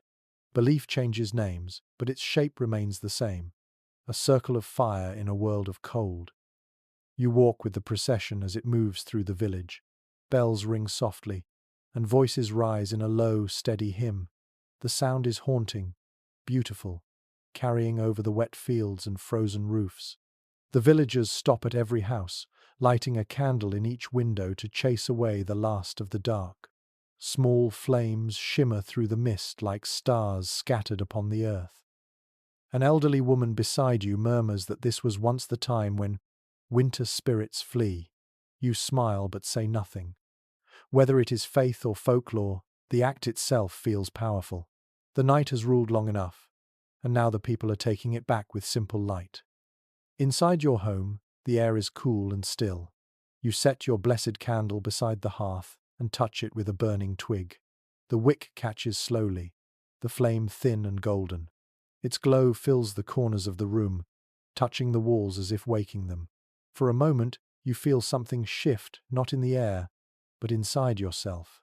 A quiet peace, fragile but real. A fragment from a medieval poem drifts into your memory. The dark shall bow, and light shall bloom. Those words could have been written by anyone, at any time, yet they fit perfectly here. You imagine generations before you performing the same ritual, whispering the same prayers, their faces lit by the same trembling glow. Later in the evening, the villagers gather again in the square. The candles in the windows flicker, reflecting off puddles of melting snow. A small bonfire crackles at the center, built from old beams and dried straw saved through the season. Sparks rise like tiny suns into the night. Children dance around the fire while the adults sing softly, their voices weaving together like threads of warmth. Modern scholars say that these early spring festivals were more than religion. They were acts of renewal for the mind and spirit. After months of darkness and confinement, people needed proof that life continued. Lighting candles, sharing food, and singing in the open air turned hope into something tangible. You stand at the edge of the firelight, watching the faces glow in its warmth. For the first time in months, laughter comes easily. Someone passes a cup of ale into your hands, and you raise it with a nod. The drink is strong, tasting of honey and spice. You sip slowly, letting it spread through you like sunlight. An old man begins to tell a familiar story, one of the Frost Mother's defeat by the fire saint who brings spring each year. The crowd joins in, finishing the lines by heart. You notice how the story feels lighter now, more playful than fearful. The frost may return next year, but tonight it is gone, and the fire has claimed victory. You look up at the sky, where a few stars blink between the clouds. Their light seems closer now, no longer distant. Around you the flames dance, the air hums with music, and the cold retreats inch by inch. You close your eyes for a moment, listening to the soft chorus of voices and feeling the warmth against your skin. When you finally return home, your candle still burns in the window. Its reflection shivers gently on the glass, a small beacon against the lingering dark. You sit beside it, watching the wax pool slowly, and feel something inside you settle. The long winter is ending. The cycle continues, just as it always has. You whisper a quiet blessing not to any saint or spirit, but to the simple, stubborn light that has carried you this far. Then you close your eyes, letting the faint scent of smoke and pine lull you toward rest, while the candle burns steadily beside you, holding the promise of spring. The morning sky opens wide and silver, stretched thin with streaks of cloud. You wake to the smell of wet soil and wood smoke, a scent that feels like a memory returning. The snow has retreated to the edges of the fields, clinging to shadows and fence posts. The earth, newly exposed, glistens dark and soft under your boots. The air hums faintly with the sound of dripping water, as if the world itself is exhaling. You step outside and see the first true color of the year. A line of green shoots pushes bravely through the thawed soil beside the barn. They are small, almost invisible at first, yet they draw your eyes instantly. The sight makes you pause. After so many months of grey and white, this sudden flicker of life feels unreal. You kneel down, touch the fragile blades, and feel warmth rising from the ground. The rhythm of the village has changed. The stillness of winter is giving way to motion. People are already in the fields, repairing fences, clearing ditches, testing the ploughs. The sound of hammers and voices fills the air, bright and quick. You hear laughter again, mingling with the rhythmic creak of wooden wheels. The frost has loosened not only the soil, but the spirit of the people. Records from medieval farming accounts describe this period as one of joyful labour. Though hunger might still linger, the return of work was cause for celebration. Fields could be planted, animals led to pasture, and debts paid in effort rather than coin. Spring was a promise that everyone kept with their hands. You join the others, walking into the field where the last patches of snow still cling to the furrows. The soil beneath is dark, cold, and heavy. When you press your boot into it, the mud squelches, rich and fertile. You lift a wooden rake and begin to clear debris left by the storm. Around you, the air buzzes with movement, people calling instructions, oxen snorting as they pull the first plough, the rhythmic sound of metal striking stone. Curiously, in many parts of Europe, farmers began each spring season with a blessing. They marked the first furrow with holy water or scattered salt to purify the ground. Others laid a loaf of bread in the soil to feed the earth before taking anything from it. You see an old woman here doing something similar. She sprinkles a handful of grain across the field, murmuring words that sound more like song than prayer. By midday, the sun has grown stronger. You can feel it on your neck, unfamiliar but welcome. The snow that remains begins to melt faster, turning the air damp and sweet. The village smells alive again. Smoke, soil, sweat, and distant hints of grass. You stop for a moment, resting your hands on the rake, and take it all in. The world feels wider. In one of the chronicles written by a travelling monk, there is mention of the breathing earth. He describes how the ground seems to sigh when the frost breaks, as if awakening from sleep. You hear that same sound now, the slow release of ice from beneath your boots, the trickle of hidden streams finding their way back to life. Modern historians often note that medieval people measured time not by clocks, but by sensation. The scent of damp earth, the sound of birds returning, the colour of light on the horizon, these were the markers of their calendar. You find yourself living that rhythm easily, without effort. It feels natural to listen to the soil instead of the sky. Later in the afternoon, a flock of birds sweeps over the field. Their wings flash silver in the sunlight, and their cries ripple through the air. Everyone stops to watch. The sight draws quiet smiles from faces still marked by the wear of winter. For a moment, there is no sound but the rush of wings and the creak of thawing branches. You think of other lands far to the north and east, where people are also emerging from the cold. In Norway, families break the ice in their wells with laughter and song. In the Alps, shepherds ring bells for luck before driving their flocks upward. In Rus, villagers paint red on their doors to invite warmth into their homes. Across continents, the same story unfolds.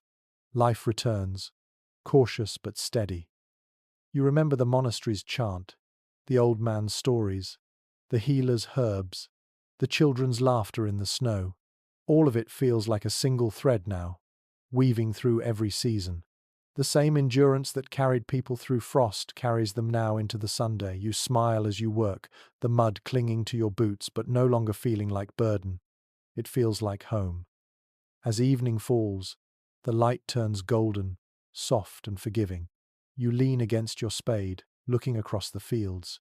The air is still cold enough to bite, but it no longer feels hostile. The village roofs smoke gently in the distance, and the first frogs begin to croak near the riverbank. You feel something loosen inside you, something that had been clenched since the first frost. A line from an old hymn drifts through your memory. In cold we prayed, in warmth we rise. It fits perfectly. You walk back toward your cottage, the mud heavy on your boots, but your steps light. The sun sinks low, casting a faint blush across the melting snow. The year is new again, and so are you. Inside, the fire burns smaller now, not out of desperation but out of choice. You sit near it, Stretch your hands toward the warmth and listen to the faint dripping outside. Each drop of water feels like a heartbeat, steady and alive. You breathe deeply, the air rich with the scent of change. Tomorrow will bring more work, more thaw, more Sunday. But tonight, you let yourself simply exist in the balance between what was and what will be. The cold has not vanished, but it has lost its power. The earth breathes again, and you breathe with it. The sky at dawn is the color of pewter washed with rose. You wake to birdsong, faint but clear, threading through the air like silk. The sound feels strange after months of silence. You lie still for a moment, listening, and realize how deeply the village has changed. The frost no longer clings to the windows. The smoke from chimneys rises straight and thin, no longer struggling against the wind. Somewhere outside, a dog barks, not out of warning, but play. You sit up and stretch, feeling the ache in your shoulders from the previous day's work. The smell of earth has filled the cottage, seeping in from the doorway where you left your boots. You smile at it. The scent that once meant mud and struggle now smells like renewal. You step outside, pulling your cloak over your shoulders. The air still holds a chill, but it carries warmth too, faint and gentle. The fields glimmer under the morning light, wet with meltwater. You see villagers already working, their figures small against the wide expanse. Voices rise across the open space. Greetings, laughter, the clatter of tools. The rhythm of life has returned. Chroniclers from the late medieval period often describe spring as the season of repair. After months of stillness, everything must be mended: the fences, the carts, the faith of the people themselves. You see that truth in every movement around you. The blacksmith's hammer rings steady again, hens scratch in the thawed soil, and smoke curls upward from baking ovens. The village hums like a living thing, slow and content. You walk toward the fields, where the thawed ground squelches underfoot. The soil is rich and dark, already being turned for planting. You join in, hands gripping the wooden handle of a spade, the muscles in your arms stretching with the effort. The air smells of mud and sweat and sunlit hay. You dig until warmth seeps through your chest, until the rhythm feels almost like song. Curiously, some records mention that people used to sing as they worked the first days of spring. The songs were old, older than the churches, older even than the village itself. They carried words of gratitude to the land, thanking it for surviving the cold. The melodies changed from place to place, yet the meaning was always the same: life endures. You hum without realizing it, a low tune that feels familiar though you cannot name it. When the sun climbs higher, you rest your tools and sit by the edge of the field. The river nearby moves freely again, its surface flashing like metal. You watch the current twist around stones, the sound soft and steady. The same river that froze your breath in winter now speaks gently, washing away the last traces of ice. A few children run past, their boots splashing through shallow puddles. One holds a branch with ribbons tied to it, fluttering in the wind. You remember the old woman's words about such ribbons: tokens for the wind spirits, offerings for calm weather. Whether superstition or simple joy, it feels right to see color in the air again. A note from an early traveler's journal describes villages in the Alps painting crosses on their doors each spring, marking survival through the winter. Some used red ochre, others soot mixed with oil. It was not only prayer, but proof: we have endured. You look at your own cottage from a distance, small and strong, its roof patched and its chimney steady. It too has survived. As the afternoon deepens, the fields begin to shine with standing water. You work alongside your neighbors until your hands ache and your cloak smells of soil. The sky grows brighter still, streaked with pale blue. Someone calls for ale, and soon the sound of laughter drifts again. Work and joy have become one. Modern scholars like to say that the medieval world was defined by endurance. Yet standing here, you see something else. It was not merely survival, it was the art of turning hardship into rhythm. of finding beauty in the smallest returns, a sprout, a song, a flame that refuses to die. The people did not simply outlast the winter, they carried warmth through it, like a hidden ember waiting to spark again. The sun begins to dip, painting the sky gold. The shadows of the houses stretch long over the fields. You walk home slowly, the air humming with the sound of insects waking in the reeds. Your boots leave dark prints in the mud that glisten as the light fades. At your door you pause, looking back once more at the village. The roofs glow softly in the last of the light, smoke drifting like ribbons into the calm evening sky. Inside, your cottage feels smaller but fuller. The walls, blackened by months of firelight, seem to hold the memory of every word spoken here. You kneel by the hearth and stir the ashes. The coals glow faintly, a reminder of the nights you fought to keep them alive. You add a few sticks, and the fire blooms again, its light steady and kind. For a long moment, you sit in silence, listening to the familiar sound of crackling wood. Outside, the river murmurs, and an owl calls from the trees. You think of the monks chanting, the merchants on the frozen road, the children's laughter in the snow, the wolves beyond the fields, and the hands that built and mended and tended through it all. Every memory glows like a small light in the mind. You realize then that winter was not only about endurance, but about memory, the keeping of small fires inside the soul. The frost tested everything, but it also revealed what truly lasts: the warmth between people, the strength of quiet faith, and the patience of those who wait for light. The fire burns lower. You stretch out on your straw bed, the blanket heavy on your shoulders, and listen to the night settling around you. The last breath of winter sighs against the door, soft and harmless now. The light flickers, painting gold across the rafters. You close your eyes, and the world feels gentle at last. The cold has gone to sleep, and so have you. The fire hums quietly, shrinking to embers. Each breath of air feels slower, calmer, carrying the faint scent of ash and warm wood. Outside, the wind drifts softly through the open fields, brushing over puddles and tender shoots. The stars above shimmer faintly, patient and kind. You let the last thoughts of the long winter fade from your mind. The ache in your hands, the sting of frost, the endless grey, they all soften now, dissolving into the rhythm of your heartbeat. You breathe in deeply. The room feels lighter. The warmth of the fire settles gently into your chest, spreading like calm water. The world outside has found its balance again, and so have you. Everything slows. The dripping from the eaves, the rustle of the thatch, the faint whistle of the wind. You are no longer cold, no longer waiting. The earth sleeps softly beneath you, full of life waiting to bloom. The people you met, the villagers, the monks, the traders linger in your mind like sparks in the dark. Their resilience becomes your own, their peace your rest. You picture the snow melting far away, rivers flowing free, and the fire that never truly went out. Now you can rest. Let the warmth settle into your bones. Let the quiet hum of the world carry you gently away. The long winter is over. The story has ended. And somewhere, just beyond the horizon, spring begins. Sweet dreams.